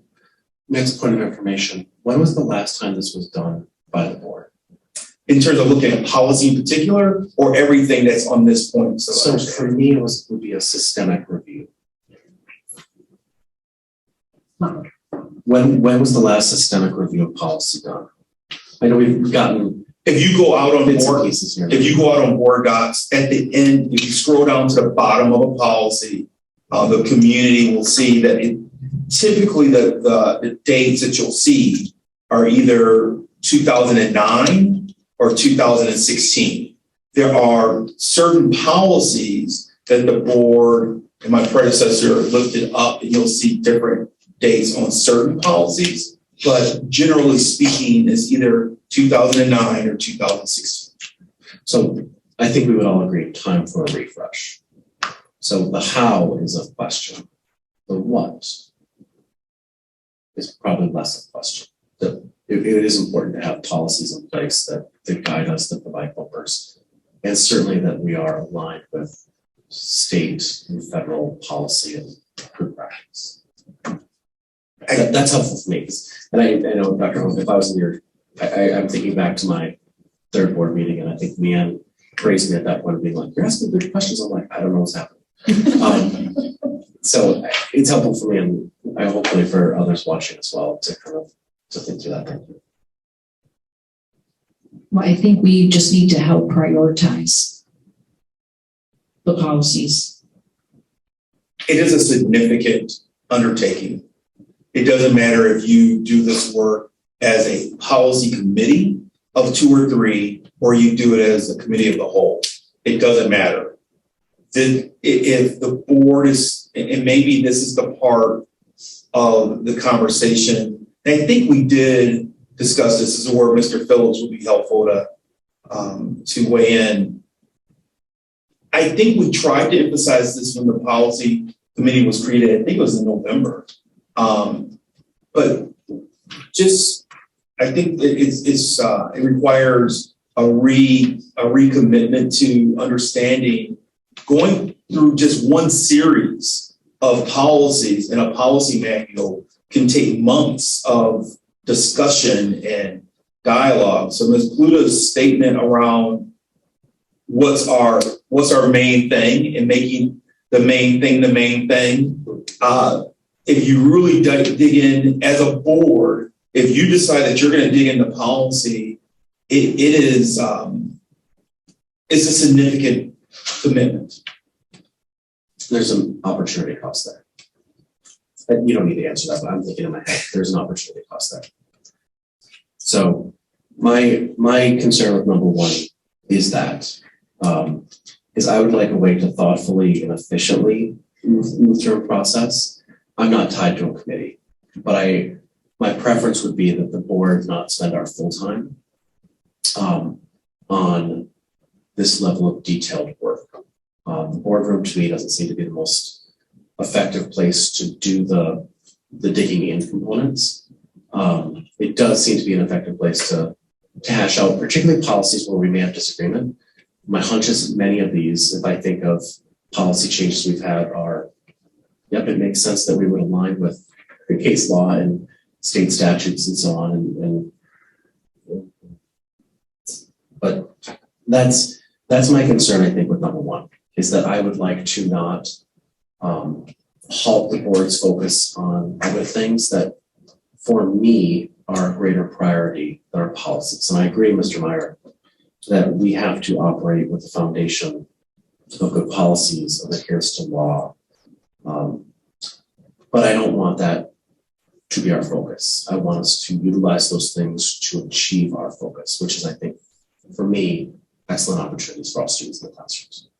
And I could be wrong. I don't know if we can do both. But so my preference would be is that we find a path forward to have a subgroup or subgroups, and I'm not making a pitch to be on the policy committee, though I will serve if needed in different areas. That this be something that is taken up by subgroups, whether it's administrative staff, whether it's board, community members with expertise, legal counsel, all those options seem amenable to me. And to develop statute work eventually. According to your bylaws, after your reorganization meeting, which I believe took place last Monday, right? Yes. You're supposed, then the officers select policies, or excuse me, committees that are typical standing committees. I think that's in the 150s of the 0150 of your bylaws. So you still have the legislative advocacy committee needs to be reconstituted. Since you approved a standing committee of the policy committee, you have the opportunity to reconstitute and reorganize that committee. If there are other committees that you either want to create as a standing committee or you see as ad hoc committees, that's also work that you have to do in the near future. It brings us back to our first agenda item of ensuring that you have the 7 board members, so you have a full governing team to make these types of decisions. So what we're saying is we are looking specifically for our next board member to be a policy wonk. No, I understand. Yes. Policy one for a victim. No victims. Yeah, no victims, right? But may I explain? Yes, Mr. Martin. Okay. I'm not sure people understand. So I'll be, unfortunately, very specific here. So the board received an email at the end of April that at the end of February, to the effect that the board leadership had sought legal advice to see whether the policy committee appointments could be made essentially in secret without telling other people. Other board members were not informed of the appointments to the committee in the end of February. When I read this at the end of April, I thought to myself, what is the point of secret committee appointments if the committee cannot legally operate in secret? It's an appointment just for the sake of making an appointment, and then if they meet, it has to be noticed, and then everybody's going to know that the appointments were made. It just, I couldn't understand what was the point to get legal advice to find out if the appointments could be made in February and not tell people because he couldn't do business anyway. Well, last week, Dr. Means, in a phone call, conference call with me and Vice President Neufeld, told me that there was a meeting that was not noticed. And also, if those two committee members unwittingly discuss substance in email or on the phone, that amounts to, by some open meeting law experts, in some fashion, potentially a meeting. So we had 2 months of whatever this was from February into end of April, where well-intentioned people, board members, with the superintendent involved, after getting legal advice, were operating in peril of not complying with the open meetings law. So my point to number one is, can we stop this until we figure out how to do it correctly? Because there ought to be a way to do it correctly without putting people in peril, in legal jeopardy of violating the open meetings law, which some people say, well, it's only a $300 fine. Well, sure, but it's our reputation as well. And the whole point of open meetings is to hold ideas up to critical thinking to get a better outcome for the children. So my point in number one is we don't know how to do this yet. So let's find a way to do it. And I'm not invested in, my second sentence or my third sentence. I mean, however we make progress on the substance, I don't want good people of goodwill to operate in a way that puts themselves in peril with the law because we haven't done the item number 2 to get the training. That's all I'm trying to say. I'm not trying to stop work, folks. There's these things that are documented. There's public records. Any citizen can file an open meetings complaint based on this material. And is there enough here? Wow. Well, I don't know, but why put ourselves in that spot to operate that way? Let's be more, careful or cautious or something while still doing the work. That's my point.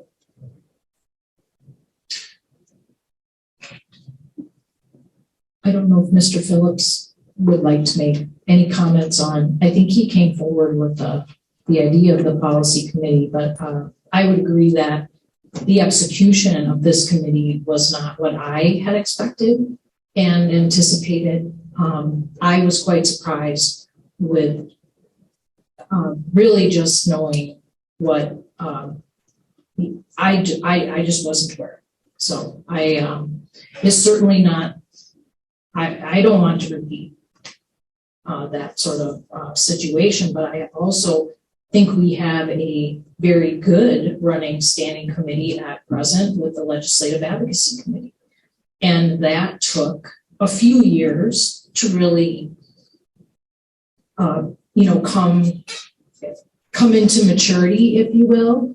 We had some trial and error for a while at first, and I think I even see some community members that I've been working with on that committee way back when.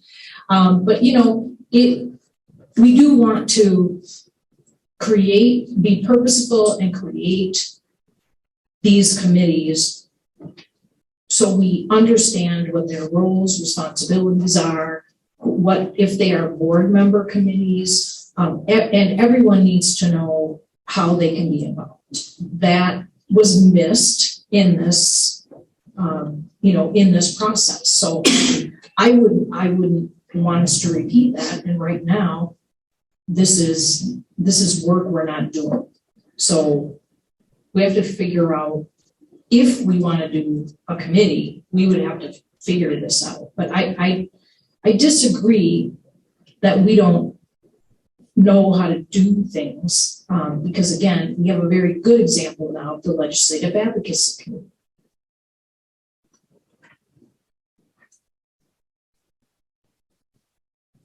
You can't win this one. If we knew how to do it right, why do it? I mean,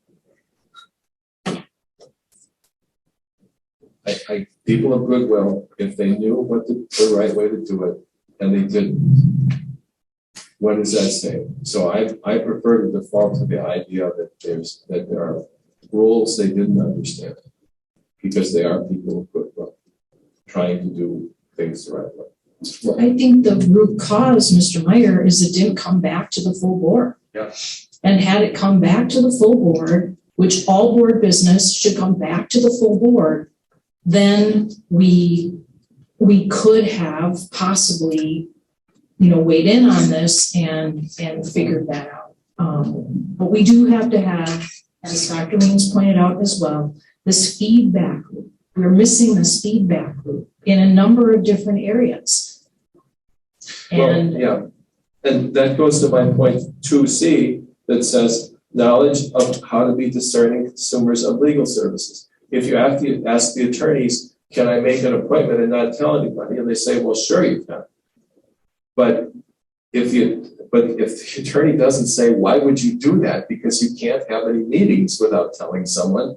That's the discerning consumer to say, did I ask all the right questions? Or did you just answer the question I asked?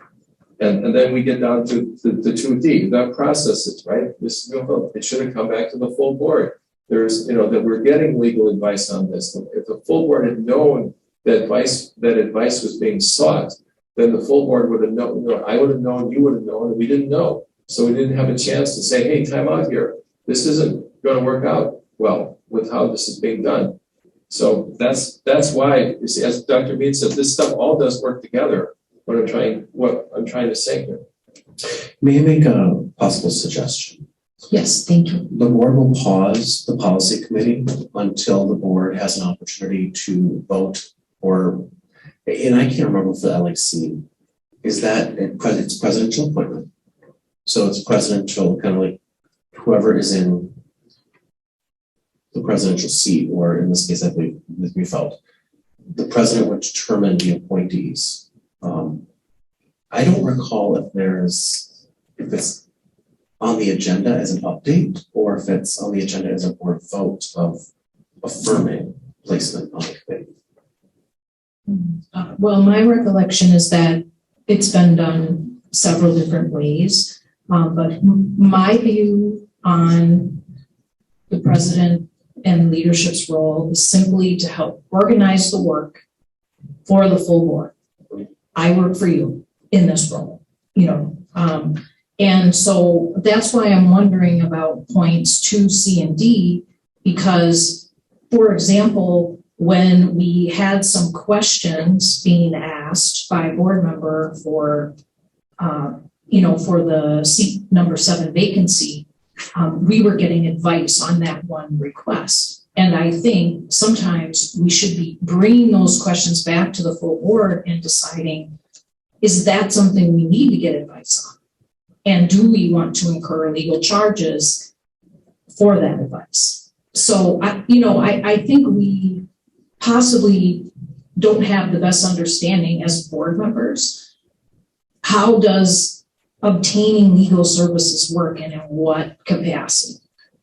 In my understanding of that is that all goes through the board president. The board president would speak on behalf of the board legal counsel and may bring in others. I believe that was kind of articulated to me as historical norm during my time as president, that it would be inappropriate for others to seek direct legal advice without working through the president. And that was at the time. I don't know if others may differ. Back to my point, what I would like to see if we could come to agreement on is that the board will take up in whatever manner that you wish, if you would like to announce at a future board meeting, Monday or any point thereafter. My preference would be soon, so that the committee, the policy committee, can begin doing work, what appointees may look like, and the charge for them and their work that they would move forward with. And then there would be time set aside for underneath point 2.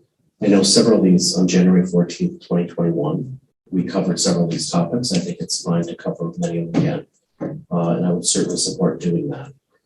But that we be able to lay forward a timeline so that we can move forward expeditiously while addressing Mr. Meyer's concerns. Yes, Mr. Meyer. May I say that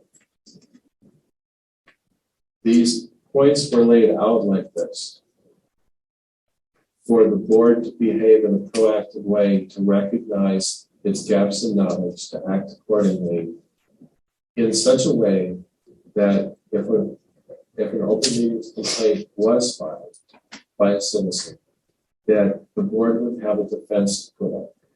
That, yes, we saw our problems, we're acting responsibly to deal with them.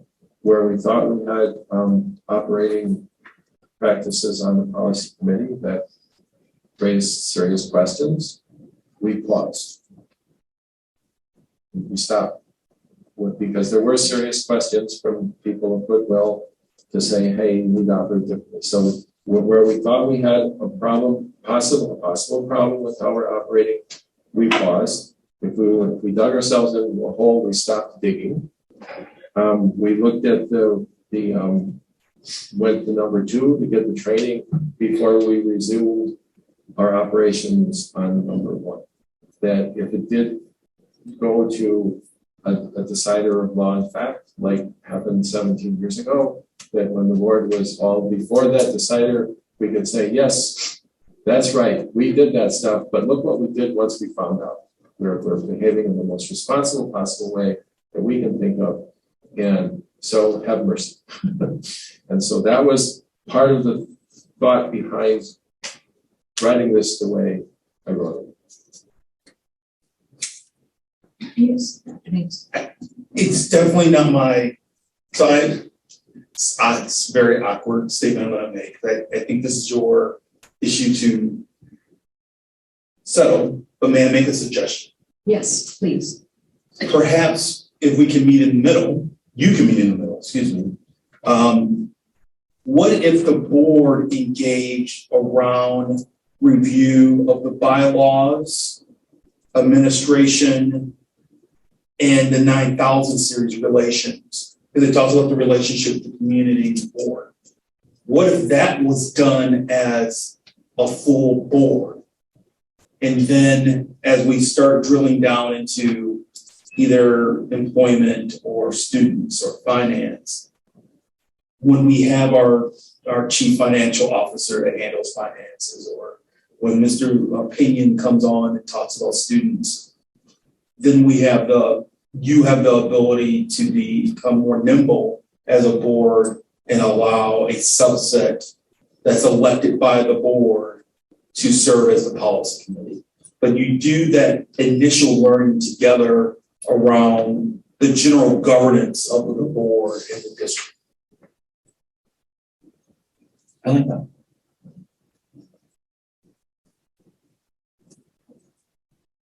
I think that sounds good. Mr. Meyer, what do you think? It sounds good. I'm getting a little weary here, but I'm not weary of you, but my mind is getting tired. So you're saying the bullets are in the 9,000 area, that's the content area. We would have, my recommendation to the board would be that we have some type of facilitator that would work with the entire board to look at the bylaws, which has a lot of information around how the board functions. So I think it addresses your desire, Mr. Meyer. And then the 1000s in terms of how it actually jumps to then number 3 in many ways when you look at the 1000 series. And then the 9000 series, as the community has asked, how does the board and the community work together? Those 3 sets of policies, if the full board did that learning and it was facilitated together, I think it accomplishes what you're striving for. It reestablishes norms, if you will, and then it allows the board to then select the policy committee in a public process. So we're healing ourselves. We're healing our own internal processes before we start to work on other processes. Yes, sir. And therefore, when we work on our other processes, we will be very effective.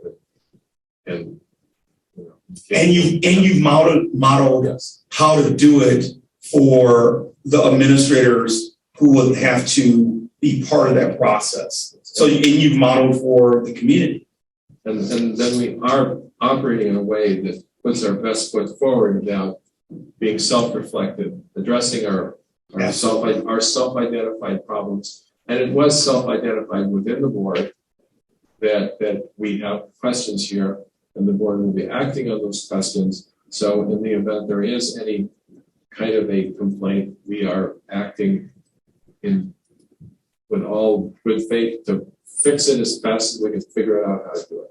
And so to say there could be a complaint, I'm actually here operating in a way to try to put up a defense to a complaint, because I am growing more satisfied that we are self-reflecting and self-policing ourselves about how to do things, as you've seen it done well in the past by other boards. Okay, thanks.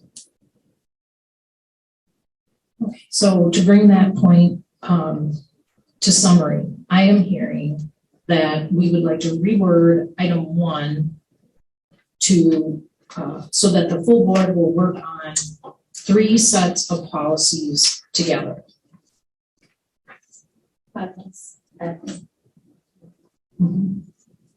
As preparation for resumption of the policy committee when we feel we've gotten our skills, say it in some better way than I'm saying it, but we all understand that we're working on this with an eye towards having a policy. Sure, we can add that. Well, I don't know, I'm just Comfortable. trying to hear what other board members have said that they want, I didn't understand the question. The question is, should we add further language that we desire to work toward establishing a policy committee, reestablishing, or however we would like to do that? I would recommend we say that upon the completion of policy review of blank, blank, and blank, bylaws admin, the 9000s, the policy committee appointments will be reviewed and made for completion of the bylaws. Or sorry, completion of the policies. I think I know what you meant. Thanks. So it's good. So, I mean, I don't think we are wordsmithing this all together tonight, are we? I don't know, right? I mean, I think I understood our processes. We're going to take our work tonight and have Ms. Lubinsky come back to us. Well, that's up to Mr. Meyer. What I had proposed at the start is I would memorialize something in a settlement or release agreement. And I'm happy to work with Mr. Meyer's attorney in that regard, or with his attorney's consent, work with Mr. Meyer in that regard. I'm happy to do that. But if I'm going to do that, I need a very clear direction from the board. I don't want to go tomorrow and have differences of opinion as to what was agreed to.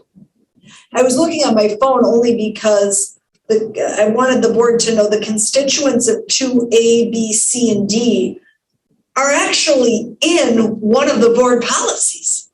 So to Dr. Means' point, subsumed within that work will be the discussion, but not just the discussion of 2A, B, C, and D. So we'll kind of subsume 2 within the work Dr. Means was suggesting, if that's the board's directive. Now, where we go from that, how we memorialize that, that's up to the board, and that's up to Mr. Meyer to identify. I'm happy to be the scrivener and create a document that would memorialize this, but I need clear direction. Okay, board members. There was comment to me about First Amendment claims, or was there anything like that in your mind? Is something? I'm not sure exactly. The letter is the letter. I get it, okay, but the letter to some extent doesn't want to say I don't want to file a claim or a complaint. I don't want to file a complaint. I want the board to improve its operations is what I want. And so, and I think I behaved that way tonight to demonstrate good faith to that. So, what is the point of me signing a release if anyone in the community can file the same complaint? The thing we need to worry about is showing good faith to improve our practices so that we have a defense if there is a complaint for past behaviors. And I have no desire to, I don't want to file any complaints. And I don't need to file a complaint if the board is hearing my concerns and thoughtfully considering them and acting on them with your good advice about how to move forward and Dr. Mead's good advice. So, So I can answer that. yeah, okay. A release of claims would prevent you from filing a lawsuit. You have threatened to sue the school or sue board members, but you're right. A release would not prevent a third party, a member of the community, a citizen from bringing forward a claim. And if the board is comfortable proceeding without a release, that's the board's directive. I started what I said earlier, I'm happy to be a scrivener, but if that's not the board's directive, that's okay. That's okay. The board needs to fully understand that if it's going to move forward without a release, what that means is Mr. Meyer could still file the lawsuit he's threatened. That doesn't mean he's going to, sir. Please don't misunderstand. And I hear you loud and clear when you're saying you don't want to. I've heard that. I'm sure the board has heard that. But without a release, as the lawyer, I'm telling the district, without a release, you could enter into this agreement and Mr. Meyer could still file a lawsuit. That's how the law works. It's that simple. Now, whether the board, again, wants to proceed without that, that's absolutely fine. As long as you guys you're all understanding that with this give, you could still get the lawsuit that's been threatened. I would be most comfortable with talking further about the release. And Mr. Meyer, I believe in your goodwill that you're articulating. But I think to protect the district, I'm not clear on why, if you feel that we're putting forth all the things, in essence, that you've requested, why we couldn't get there. That would be beneficial for me as a financial steward of the district to understand more than I understand right now. I don't know what you have or have not done behind the scenes. I know that there was a secret appointment of a committee in February. That information was withheld from at least 2 board members. I know that there was an unlawful meeting, an unnoticed meeting of the policy committee per statements from the superintendent. I'm not going to sign any release to release you all from everything else that you might have done that I don't know what it was. So I wouldn't be responsible to sign. You had one secret Are there more? And for me to sign a release of some kind of blanket release, not knowing whether there was something else that I will find out about later. I mean, I can't begin to describe the sorrow in my heart when I saw the email on April 26th that there had been secret operations of a subgroup of the board withheld from a sitting board member. And then I found out from 2 sitting board members. It's an awful lot for me to ask for me to sign a release under those circumstances. So I suggest you show goodwill to comply with the law, and that most certainly on my part will take care of any problems. But as I've said, trust is the coin of the realm, and trust has been broken. So in the beginning of this conversation, I tried to give an off-ramp, and it has been hard for us to take it. So I'm having to be more specific about what my concerns are. So to that point, I don't know what I don't know. So to sign a release in the good performance of the duties of my chair, C2, I can't do that in good conscience. There is a hybrid I will share with the board as the legal counsel for the district. One of the circumstances you can engage in, again, or not, is to release only the claims that are raised in the letter and permit Mr. Meyer to preserve claims that have not been threatened or articulated. In the law, we call that unknown. So most releases say, I release all claims known and unknown. Mr. Meyer has articulated, he doesn't know what he doesn't know. And of course, we can all understand that, right? So as a possible legal avenue, again, I'm not recommending anything either way. I'm just, as the district's lawyer, telling you, you could have a release that is limited to that which is in this letter.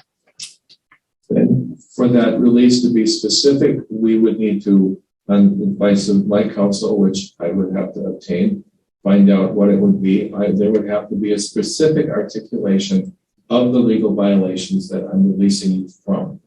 And there would have to be a specific articulation of the notion that when I try to cure a public records compliance defect, at least in process, perhaps not in substance, that I was acting within the law and had not breached the board's confidentiality bylaws. So that is where we will have to go, because there was the flawed process that some board members used to comply with the public records requests of August. There was the flawed process where I was challenged in closed session, criticizing my attempts to comply with the public records law.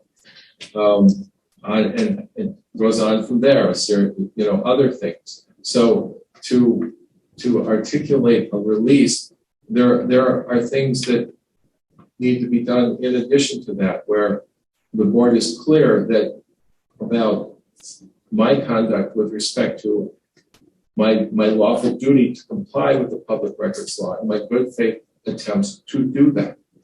So there's a lot we need to clear up.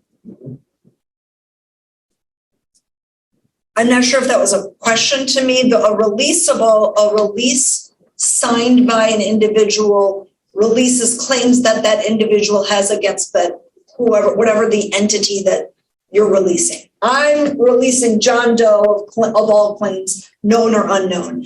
A release is not ever intended to have the party who is benefiting from the release, in this case, the school district, release claims against you. I'm not aware of any claims the school district has against you, sir. I've not been engaged to look at that, and I'm totally unaware of any such claims. I have been regularly accused of breach of confidentiality. And within this letter from Ben Cross, there's the point 1, and there's the point, for sure the point 1, possibly the point 2, possibly the point 3. I need to be somehow released from these frequent regular claims that I violated confidentiality when in fact I was following state law. And so there's a lot of clarification that needs to be done in addition to a release by me with respect to claims against the district. So there's a lot of work to do here to make everybody whole in this regard, to have an agreement going forward. And that's not a question, that is my position. So, and again, I'll just repeat, I mean, what I'm hearing Mr. Meyer say is that whatever resolution the board may contemplate tonight, should you contemplate one, do not expect that there's going to be a signature on an agreement, because Madam President, you are interim president, you asked me about memorializing something. I'm hearing there's not going to be a memorialization of anything, and that's okay. Please don't misunderstand. You can do that, but also know that if you do that, the threat of litigation has not gone away. That's my only advice to you. Know what you're doing, and if you decide to move forward, that's absolutely perfectly lawful. Maybe in your district's best interest.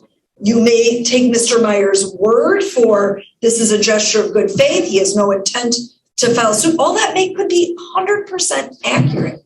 My job is just to advise you that there could, with all that said, you could still face a potential lawsuit. If you're willing to go forward knowing that, so be it. That's your decision. Mr. Meyer, I really just want to plead to the greater good here. We are all saying things happened in the past, things that we all agree were not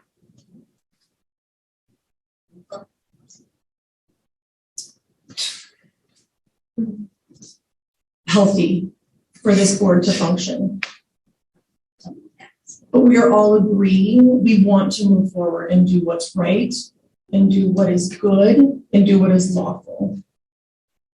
But I also think it's a really important gesture for you to say, I'm in this together with all of you, by saying we're working together, the past is the past, and we're all together moving forward.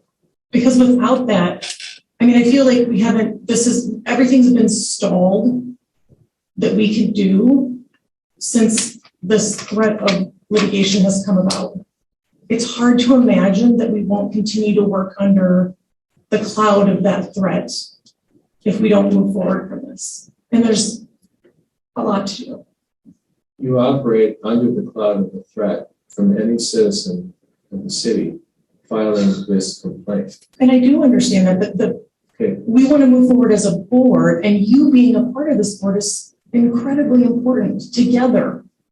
And to that point, this board has not declared that my actions in disclosing public records per a lawful public records request was the appropriate and lawful thing for me to have done. That is important as well. But won't we get to that as we go through all the things you're asking us to do? Won't we again recalibrate on what needs to be done? What does the law tell us? What does our norms tell us as a board? We're going to do that. Then when we're all done with that, I could sign the release then, or I could sign the release now for specific items. And the board could make a statement per the request in Mr. Cross's letter that it be made clear that I followed the law in good faith and appropriately so when I provided public records to a media outlet in compliance with their lawful public records request. So, I think that's important for the board to say that it understands what is a lawful act of compliance with the public records request. And as members of the board thought that my act of compliance was unlawful, perhaps the first step in the education process is for the board to recognize that my actions were lawful.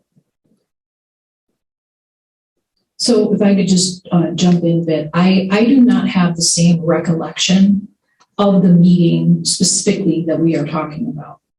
And what I would offer is that one board member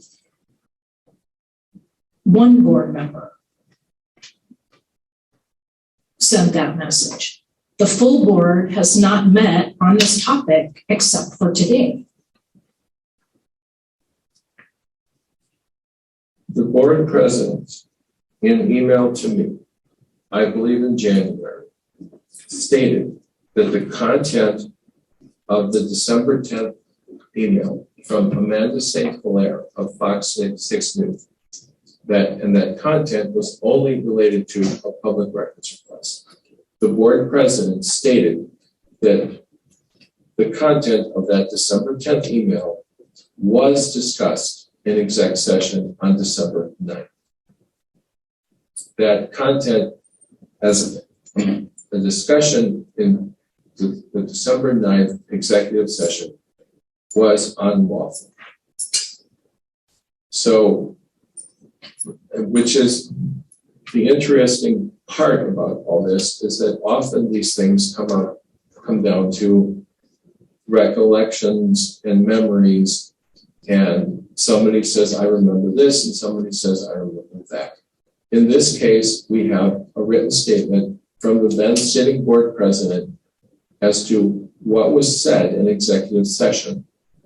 And it's well agreed that that content identified on December 9th, having been said in executive session on December 9th, was unlawful. And the discussion on December 9th that was unlawful was a criticism of my compliance with the public records law. So the things are being layered one on top of the other here. And that is what started this whole thing, that board leadership layered one mistake upon another and wouldn't back down. And so, and then we get to the policy committee appointment and arguably in retaliation for the fact that I tried to cure a non-compliance with the public records law, and then it leads to the secret appointment of the policy committee and the unlawful meeting of the policy committee per statement by Dr. Means. And so you all want to release, but you all need to say more than just ask for me to release you of my claims. You have some burden too, if you want that, to set the facts straight so that the public understands the law and understands the actions that were taken. And I tried with this statement of, points of understanding to give a gentle problem-solving way for us to back away from that need for, some say, for me to sign a release, and for you to declare my actions were lawful. This, as you wanted, Dr. White, some positive move forward approach from me, and that is embodied in this writing. But it seems that this wasn't enough. Mr. Meyer, I believe we can get here tonight. I really do. I'm confident we're going to get there. This is a difficult thing to talk about because we can't talk about what was in closed session in open session. Oh, sometimes we can. That's the point of knowing the law. That not everything in closed session is forever confidential. Well settled law by open meetings law, in the open meetings law world. There we go again. We don't know the law.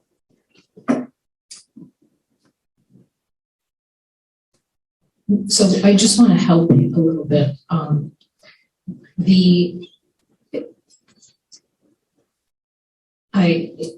I believe we complied during that meeting. And I don't have the same recollection as what the letter specifics are.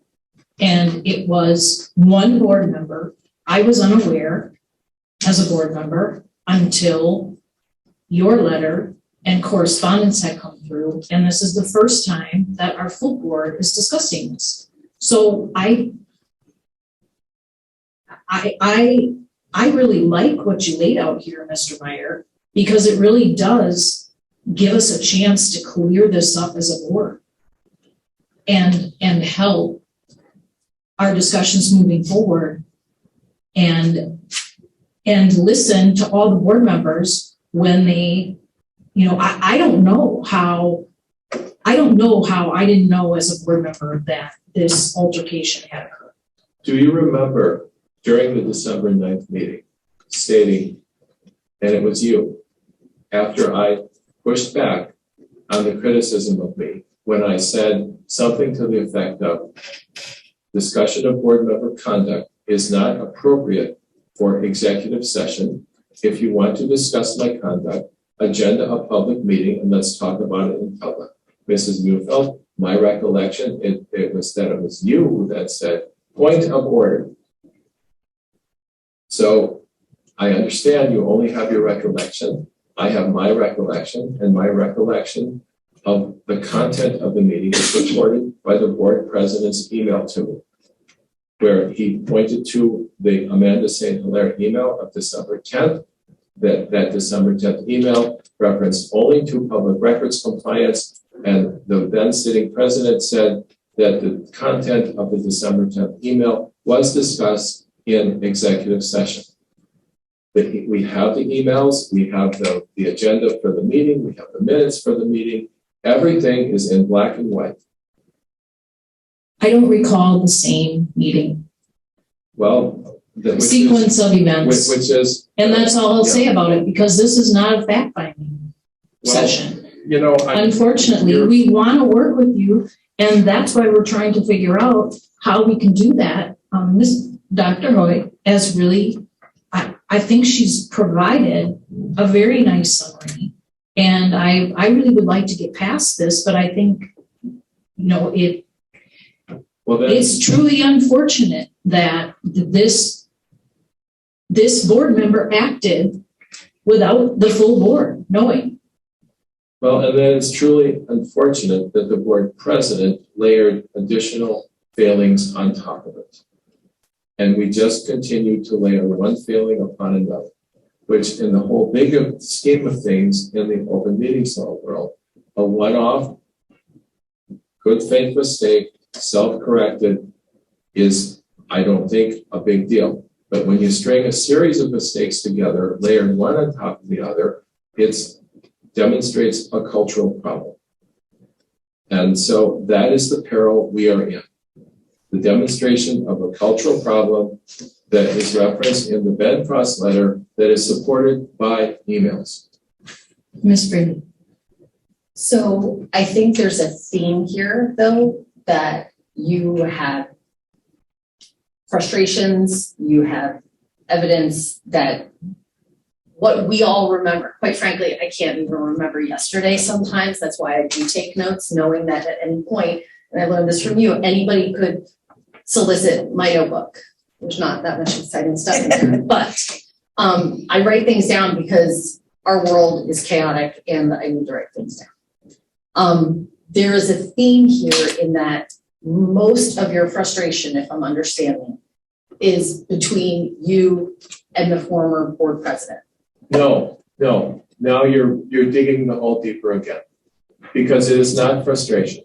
This is not a personal dispute between two board members. This is, when the secret committee appointment was made in February, there was the board president who appointed two board members who, per Dr. Means' statement last week, held a meeting that was not noticed. So no, my dispute is not between me and one other board member. My dispute is between me, the former board president, and the two board members who had that meeting, who accepted that appointment and had that unlawful meeting, per the statement of Dr. Means. So please do not characterize this as two board members don't get along.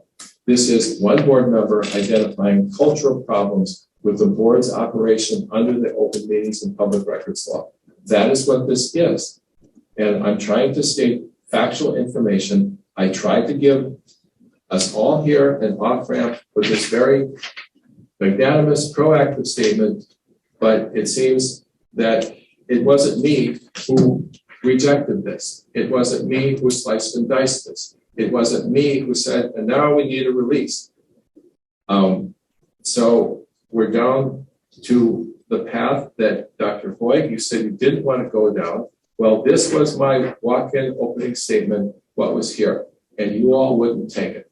And it's not that you have to take my words, it's that stop digging the hole. So when you say it was a dispute between me and one other board member, characterizing it as a personal dispute, when I am trying to follow the law, the likelihood of me filing a complaint increases.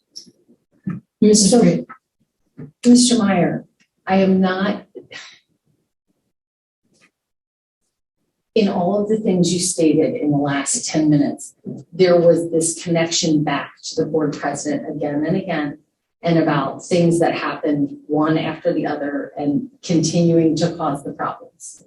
I'm not saying that anybody else is not blameless in all of this. What I'm saying is, I don't think we have written this off at all. I think everybody sitting here would say, this was a very generous thing to come in to say, and you know this from every other meeting that I've been in. I'm always the one that says, can we have a starting place instead of just talking in circles until 11 o'clock at night? So I very much appreciate this.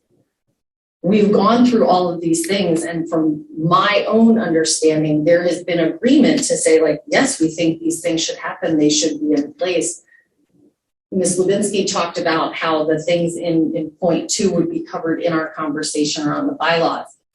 I think the concern of myself, and I only speak for myself in this case, is this idea of how do we protect the district? I think we've heard from many people in the community that we want to move forward.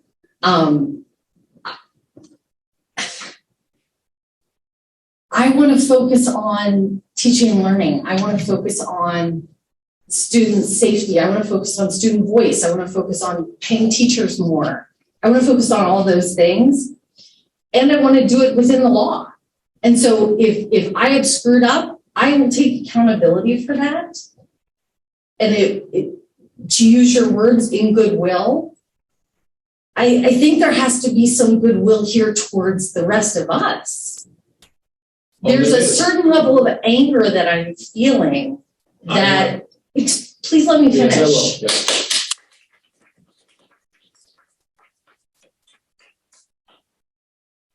I will. I've said this before. We have so much more in common than we disagree on. Somebody said to me this weekend, I'm sorry, I'm going to get upset. They said, I am so sorry you are having to go through this as a board member, people coming to the microphone and being disrespectful and whatever.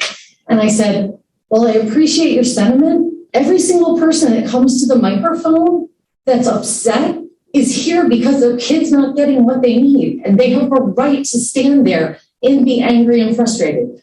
Do I feel like it's always directed at us in a way that is respectful? Not always, but when I'm angry and I'm frustrated, I'm not always the best version of myself.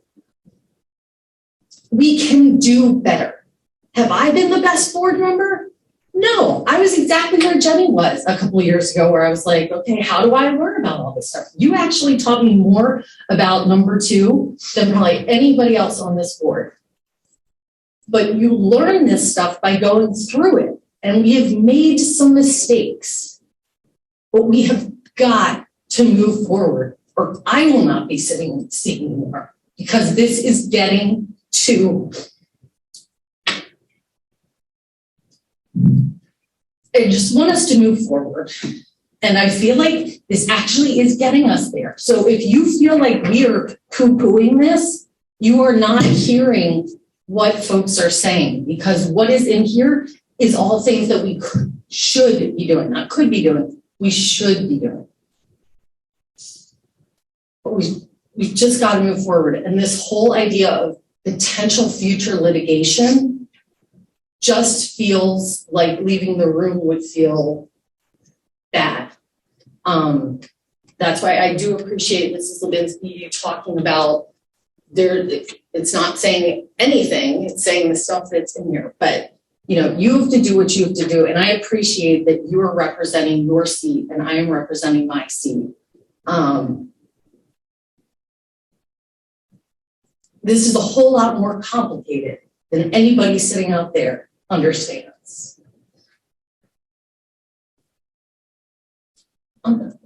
Thank you, Ms. Fraley. So as a board, we have talked about misunderstandings in the board evaluation process and how we've been doing it. I think if we were to go back to the first indications that, you know, there were things going on, we could have interceded as a board. And we don't leave our members, you know, we decide as a board how to proceed. That didn't happen in this case. And I would suggest that we work hard to identify a process where we don't have the situation where there are specific board members doing specific things without the full board knowing. And that's my concern. And it obviously, you know, that it just has caused such an unnecessary situation. Because I honestly would have liked to know who was appointed to the policy committee, because I would like all board members to be considered for the policy committee. And I would like to know that in open session on any committee. That's just the way we should function. May I interject something? Yes, Mr. Meyer. I truly don't know whether a policy committee term expired on May 9th. I don't know whether there's been an appointment since then. No, there isn't one. So, But did the past president, before leaving, make an appointment? And I don't say this in a snarky way. Because there was a secret appointment in February, and per legal advice, that was okay. I don't know whether there was an appointment in secret on May 10th. I truly don't know. I do know that there was an appointment in late February. And this is the level of, I don't know where we're at. If it was done once, it could have been done again. How do I know? Because of the secrecy problem. So there is where I am about the trust thing. So please, I thought that was important to put that out there, that it could have happened again. I don't know. And I want to, you asked for a release. I don't know whether there was an appointment made on May 10th to the committee again. And I wasn't told, like I wasn't told in February. To clear this one up, has anyone been appointed to the policy committee? No. no, No. Okay. First I heard, right? Seriously. Okay, thank you. Mr. Meyer, can I make a request? Yeah. Can you ask us? We're in open session. Can you just ask, has anyone been appointed to the policy committee? Has any appointments been made? We all just said no. I don't. Or any other concerns. Or any other that concerns? you think are not, are being withheld. I mean, that, I would be happy to answer this to the greatest extent of my knowledge, but I think it would, for me, be helpful if you've got questions for us to be able to share openly and honestly with you so that you can have peace of mind. Okay, I don't know what I don't know. 18 years ago, there was a meeting with staff to plan to close Wilson School. Staff at the time told the board members who did it that it was wrong to do that. It was done anyway. I didn't find out about it until later. This April, I found out there had been the February appointments. You're asking me to query you to try to find out what I don't know might have happened. That's not, it's like proving a negative. It's impossible to do. In this situation, sir, I think you had a specific question that you want to answer right then. And I think we're all here. I think you can, if you've got concerns or anxiety about, is there been any appointments made, that's one that you can pretty quickly clear up, and that you can have peace of mind and you can kind of move forward with other substantive components. And as I said, I'm fine with moving forward on the 3 points. Where are you at right now based off of our conversation? As with the release for the specific areas as referenced in this. And for me, that's an important component because of my responsibility to the financial well-being of the district. Do you feel like, and I understand if there's other things that you bring forward at a later date or something continues, that is your right to bring forward suit. But I've heard from dozens of constituents. I have heard from, I have concerns that if you feel that we are in agreement on the points of understanding that we agreed upon tonight, we can talk further to make sure that you've got good direction on how to document. I'm getting there.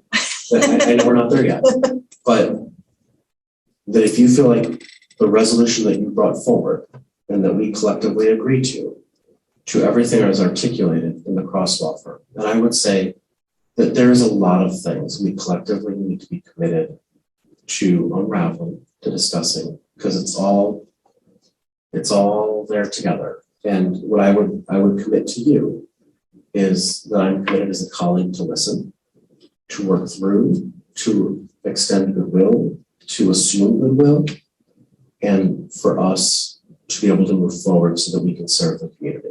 This for the board and the district, after being threatened with legal action, to me,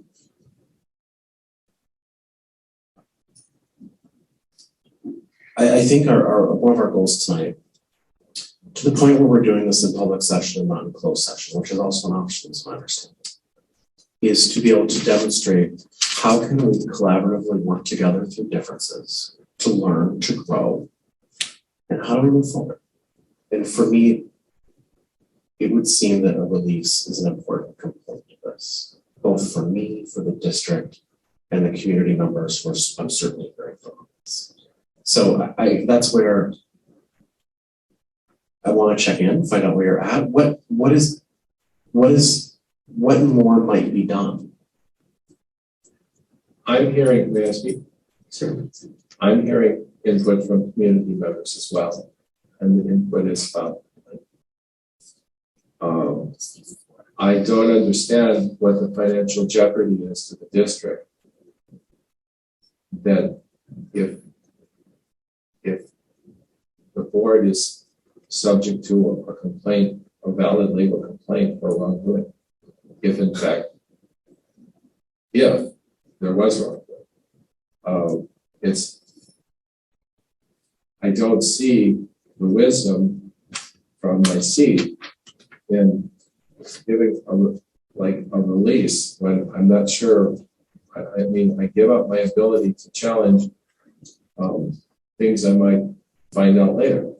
The specifics of a release is, it's not a generic thing. It doesn't have to be a generic thing. It can mean many things on many different kinds of claims. I'd have to do that on advice of counsel.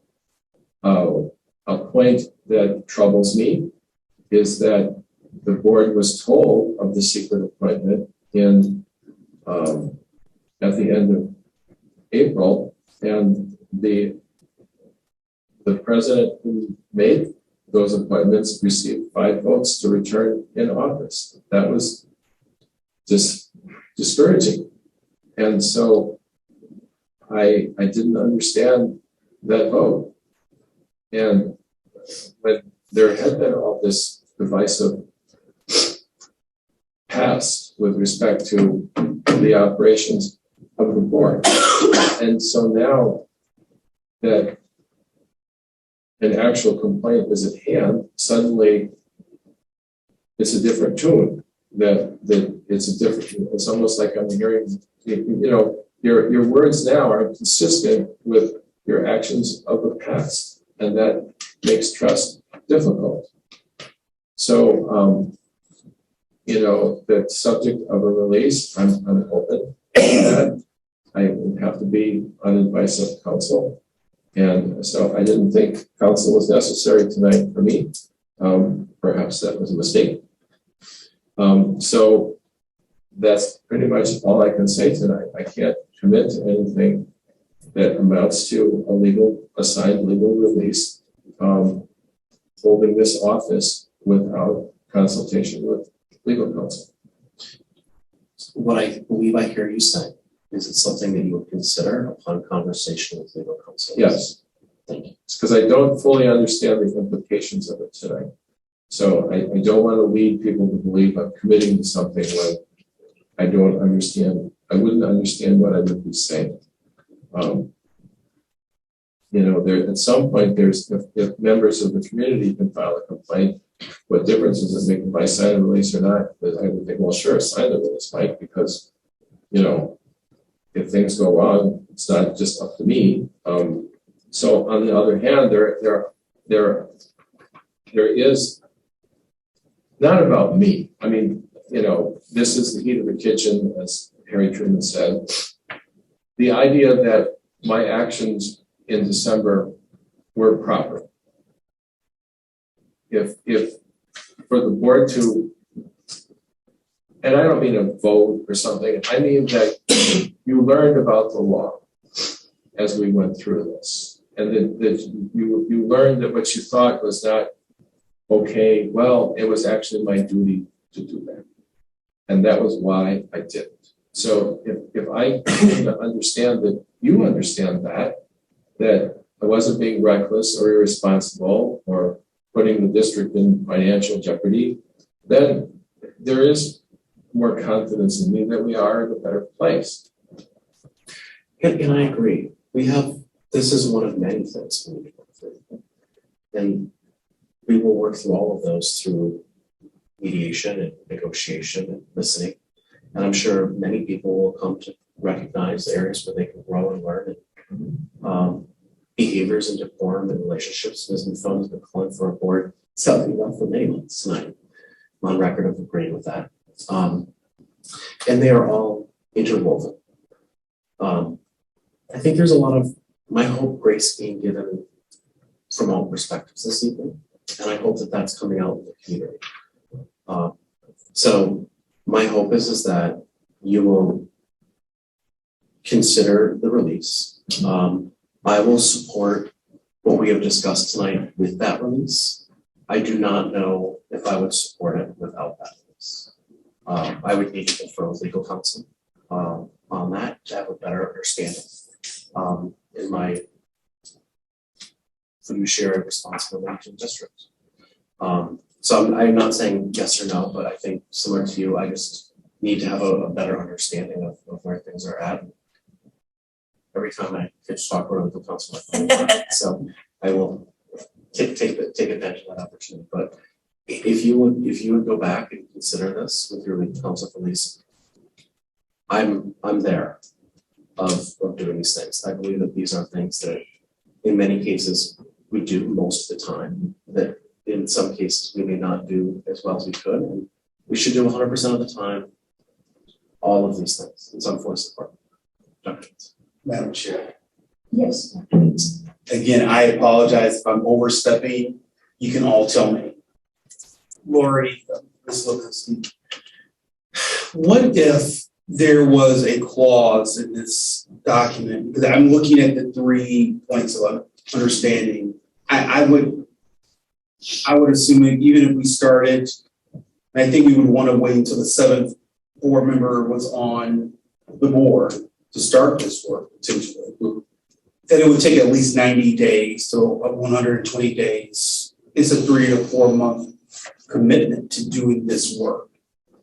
Is there any, and I guess obviously this would be up to Mr. Meyer, but what if there was a clause that stated there would be a review of progress made after 120 days for a potential release?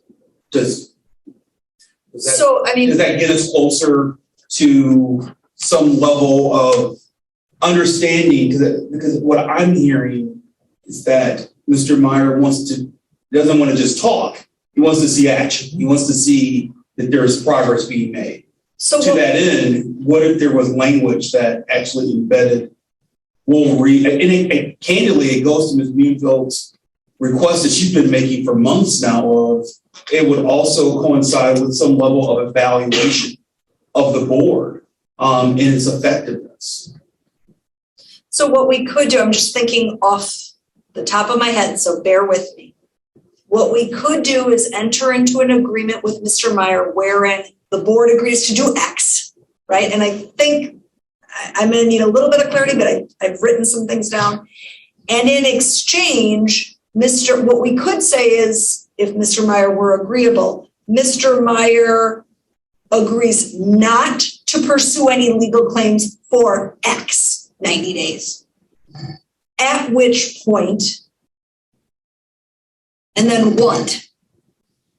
If he decides he wants to, the board will already have gone through all that process. If there's not a contractual kind of obligation to release, and maybe the answer, I'm just formalizing it in my head right now, so bear with me, maybe the answer is there is a contractual obligation if the board has done A, B, C, D, E, F, and G, whatever that is, within X period of time, that in good faith, then he releases all claims. I think the uniqueness to Mr. Meyer's proposal is points of understanding.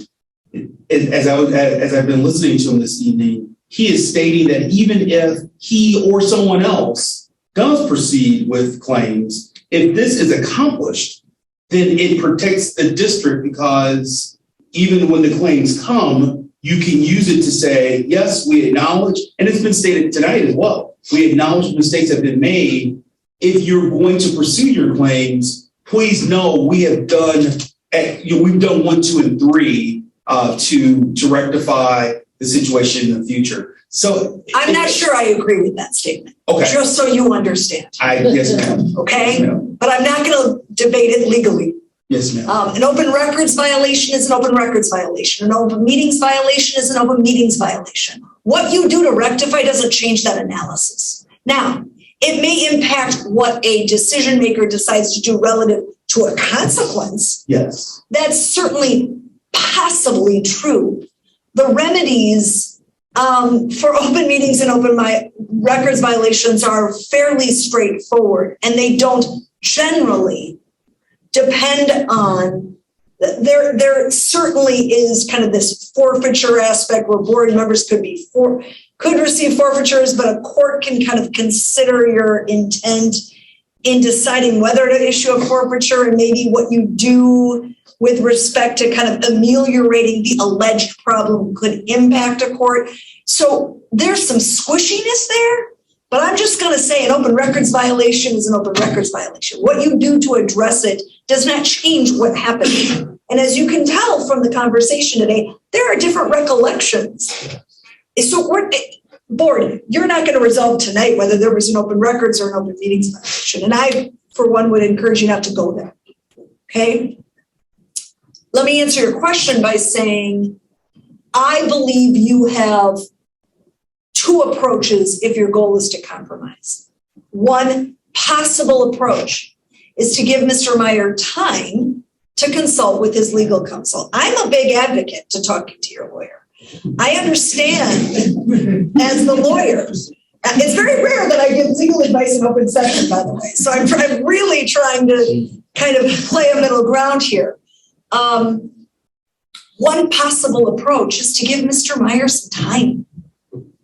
I personally don't think that's unreasonable to say, Lori, frame this up, put it in a document, write it up, and let him talk with his lawyer about it. That's a possible approach. Another possible approach is what Dr. Means suggested, which is maybe this agreement says he will release his claims, but only if we do A, B, C, D, and E in good faith. It could look like that. Or as I said at the beginning, the board could just proceed. I'm just telling you, without a release, a lawsuit could be filed. And Mr. Meyer is right and he's wrong, okay, with all due respect. He's right that some of the claims that are made in his attorney's letter could be brought by citizens. But many of the claims are personal to him. So a release, hold on, a release of claims by him will absolutely take away legal risk for some of the claims threatened in the lawsuit. But he's also right that, you know, any citizen could file an open meetings complaint. You have to go to the DA and there's a process for that. That said, so you've really got a few options. Number one, proceed forward without a release, knowing that the legal risk is there. Number two, give Mr. Meyer time to consult with his lawyer. Or number three, continue to engage with Mr. Meyer tonight to try to see if we can come up with, as Dr. Means was suggesting, kind of a hybrid approach, which is you'll release your claims when we show you we're in business. When we show you we mean what we say. I'm probably not thinking of a fourth option, but that's what I'm sensing in terms of possible moving forward. Well, my thought is part of the protection here, Mr. Meyer, is if we follow number one, which is look at those policies by which we are allowing appointments and making sure that that information comes back to the board. And I can confirm, because I was looking, that the policy relating to appointment that Mr. Meyer has concerns about is in the, as Dr. Means articulated, the 0,000 series entitled bylaws, the 1,000 series entitled administration, and the 9,000 series entitled relations. The appointment by the president, or in this case, acting president, of board members to committees is subsumed within that subset. And so the board could, for example, theoretically change the bylaw. You could say, right now it says it's appointed by the board president. That doesn't have to be how it is. It could be elected by the board. Could be, you could do a number of different things. And if you move forward with this, as you go through those, you can make changes.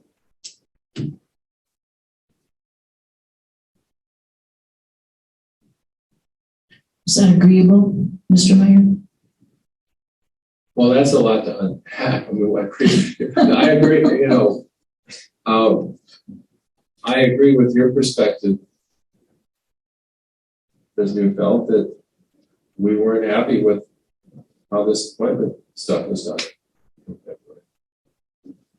done. And so, you know, I didn't come here tonight with my lawyer because I didn't think I needed to, because these were conceptual points. This wasn't an agreement.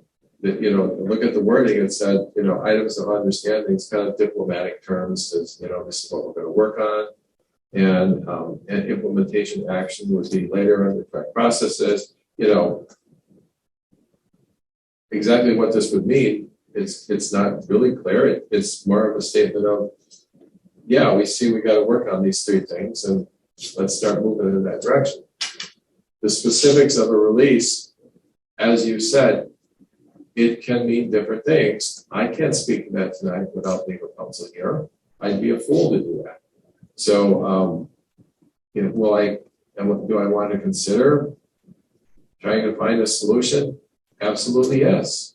But I can't speak to what I don't know tonight without, you know, getting the right advice on what's the right. I mean, I could even agree in substance, but I wouldn't know the particular framework for it. I could get the framework wrong. I could get the steps wrong. I could get the sequence wrong. I could get the language wrong.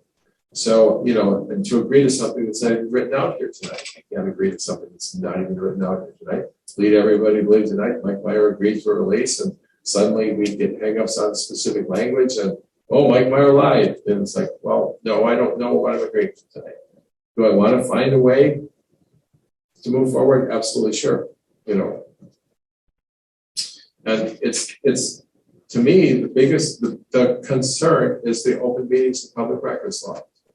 Personal complaints, I didn't get into this dispute over personal grievances. I just don't have the time for that, and it wastes everybody else's time too. It was always to do with the open meetings law and public records laws. I would certainly be supportive of you taking a beat, checking with your legal counsel, and would request that be done in due expedience, and then it come back to the board. If you're in a place where I think you're willing to release claims, I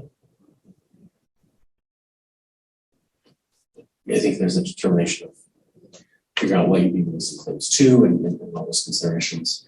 And I think we will have a lot of ample opportunity to kind of process through and navigate who we collectively want to be and how we be that way as a board in a way that the community will feel comfortable that we are putting the work of the district at the center. I'm confident we'll get there. So I hope, Mr. Meyer, what you've heard is the board is, I think, supportive of all of components 2 and 3 of this. Correction, you're supportive. The board, we're not moving tonight. Board only acts. The board supports only when it votes. Yeah, this is an example of what I mean. You're speaking for the entire board here versus me. Well, I'm on the board too. I haven't voted on what the board supports. So May I continue? yeah, you may continue it. You point of order though about what you were saying. It was a misstatement of what the legal situation is when you say that. But go ahead. Thank you. So stipulation 2 and stipulation 3. Stipulation 1, I believe there's some work to be done in articulating what that would be. Some students, school board members may be excited about participating in number 2, others less so. But I think it might be a learning experience if you're so interested. And that you will be taking this back to your legal counsel, considering it once it's been documented, to see to what degree that you're willing to provide release to the district. Then the board will individually and collectively take out that consideration and consider other things that we may do to move forward. But I think my hope is that we can move forward so that we can focus on other components, learn from this, make sure that we are abiding by each of these components, and then begin the work of repairing, sharing ways that we can be high functioning.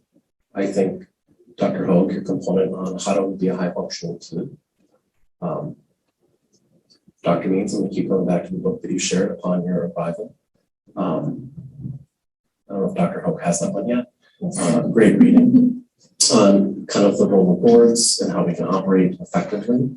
I, as a member of this board, have felt really good about the work that we have done throughout much of my time here. And I believe that we'll be back to that. I know Dr. Means. I know. But I'm confident we'll be back to that. I think the community expects it, and I think we'll rise to that occasion. Thank you, Dr. Justmayer. Could I make one clarification, Mr. Meyer?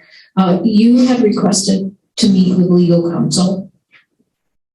Is that still a valid request? I think before the board signs anything, it would behoove us. And I know Mr. Meyer, one thing that's interesting is in this situation, Mr. Meyer is kind of articulating a view of possibly suing the board. But when the board goes into closed session, Mr. Meyer is also part of that conversation. And I believe there's no mechanism to exclude that. Mr. Meyer, my understanding is that you did not waive the capacity to do that, which is all fine. I say that with no articulation, but for me, I think I would always prefer, just as Mr. Meyer wants to kind of talk with his legal counsel, he would be involved in our conversation with our legal counsel. Which would put me in a very uncomfortable position, right? Because I'm trying to advise my client about risk when the adversary is in the room.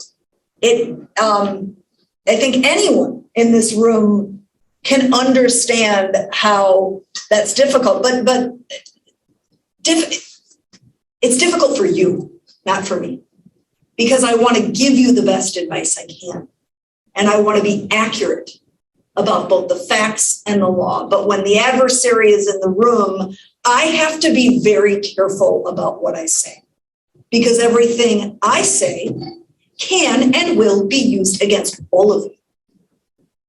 That said, I am comfortable giving advice in front of Mr. Meyer concerning components to a settlement or a resolution agreement, because I know I'm sensing from everyone, including Mr. Meyer, that we all want to be in that place. We all want, you all want to move past this. And the question becomes, how do we memorialize that in a way to give this district certainty that we are not going to be litigating over what happened between November and April? Nobody wants to do that. I suspect Mr. Meyer doesn't want to do that.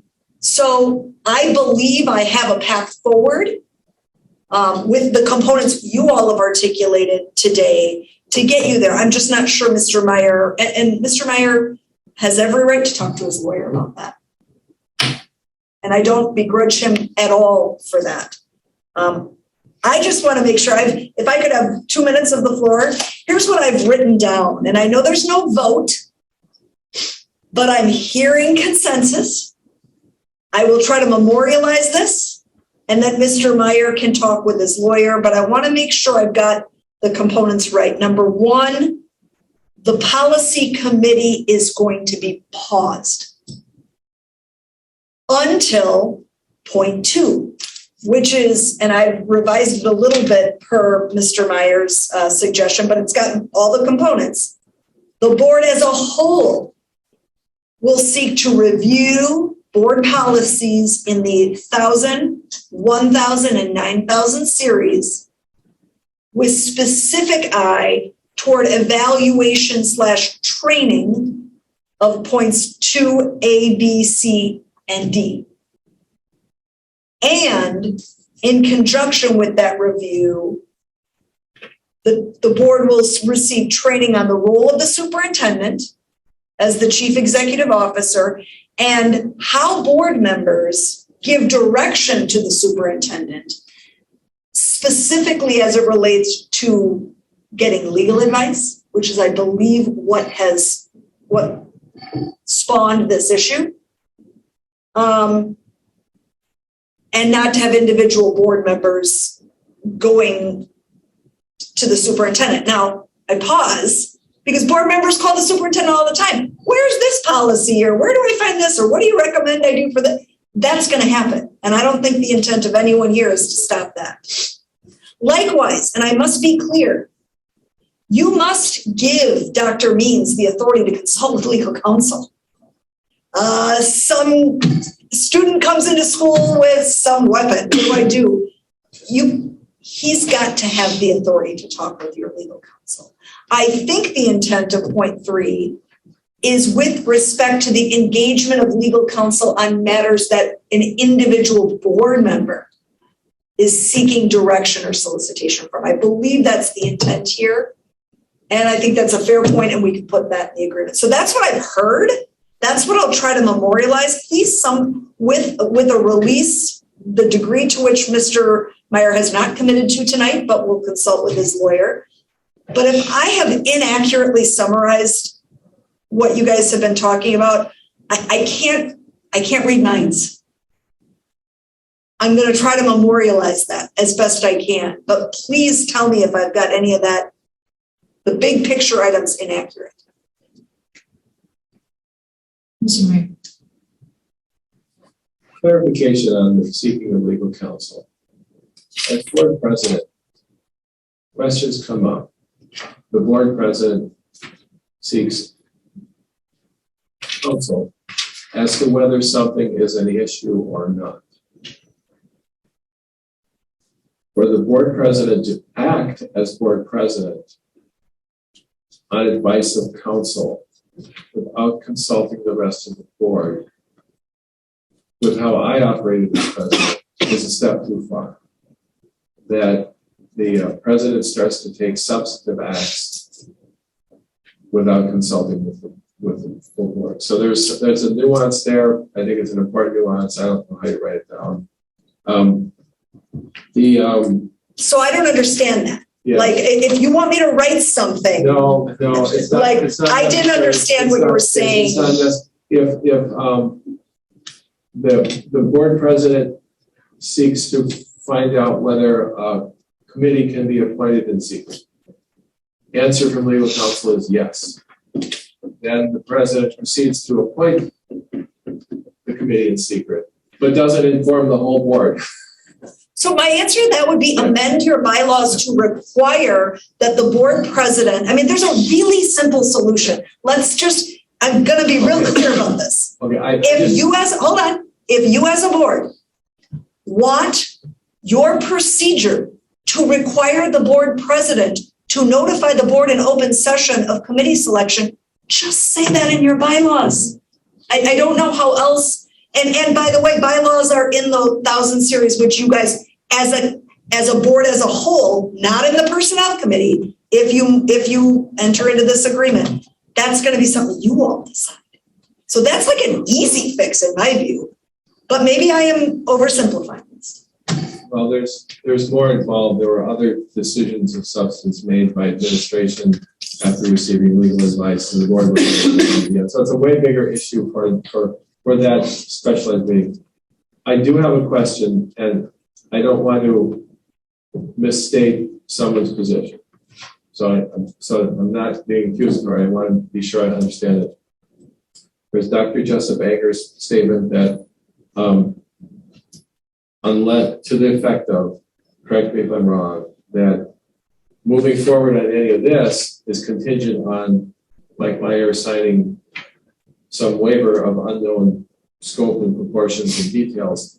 Is that what we're saying, or is the superintendent going to move forward on, is the board going to move forward on fixing things that obviously broken before then, or is improvement being held hostage by the absence or existence of a release? Somebody help me understand what we're saying. I believe I should probably answer that since it was directly given. That is not what I articulated. Okay, yeah, you.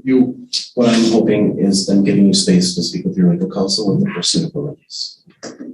Okay, period. And that helps everything if we get the release. I get that. Okay, all right, thank you. Board members, Mr. Phillips?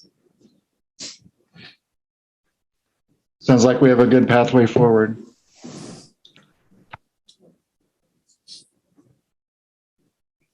So next steps and timeline. I guess I'll speak because I think I'm going to be the scrivener. I'll work on this tomorrow. Outside of this board meeting, I can only speak with Mr. Meyer through his legal counsel, so I'll email a draft of that. I will probably present it to Dr. Means first to make sure, and interim president, just to make sure I've captured, because I'm just the scribe here. I'm not creating the agreement. I'm just going to try to memorialize it. And then once I've got, it's pretty simple. Once I've got it laid out, I would suggest you permit me to email it to Mr. Meyer's legal counsel. I'm sure Mr. Meyer will be talking with his legal counsel saying, hey, something's coming, look for it. And then he'll talk with his lawyer. And then next step might be, I'm throwing out ideas, put this back on the agenda for whatever meeting the board deems appropriate to hear back from Mr. Meyer on whether this is agreeable or not. And if it's not, then what? It would be a perfectly acceptable path forward. Again, I'm not making these, I'm just telling you what I can do for you is draft, circulate, make sure it's accurate to what I've heard, and then come back as a board to talk it through after you do give him time. I believe all that work my part of that work can be done within a matter of 24, 36 hours. It's not going to take tons of time. So board members, we can bring this back in June. It's almost June. No, sometime. I'm just kind of outwardly talking. I can't believe it's almost June. Okay, thank you. All right, I want to give direction. Okay. Okay. Yeah, I need to have direction. So our next meeting then of the full board. So again, I am a participant, so I have to also be very careful and honor you in this situation, and I have to bring everything to you as a full board. I just want to make sure that I very clearly understand the timeline and how you would like to meet. So I'm still hearing we want to meet with legal counsel, and we need to bring this back in some way, shape, or form for a resolution. I think it's premature for us to figure out a date until we have a sense from Mr. Meyer and his legal counsel in terms of when that might be possible, if it's possible. From my perspective, we're gonna move forward with some of this other stuff regardless.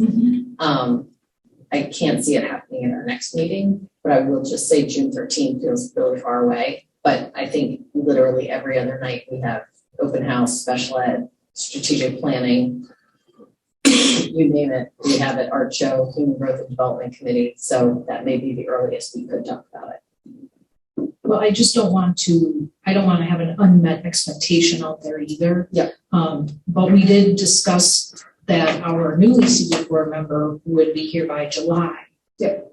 And we only have one meeting scheduled for July, so that would mean we might have to pick some other special dates if at all possible. So I guess I'll be working with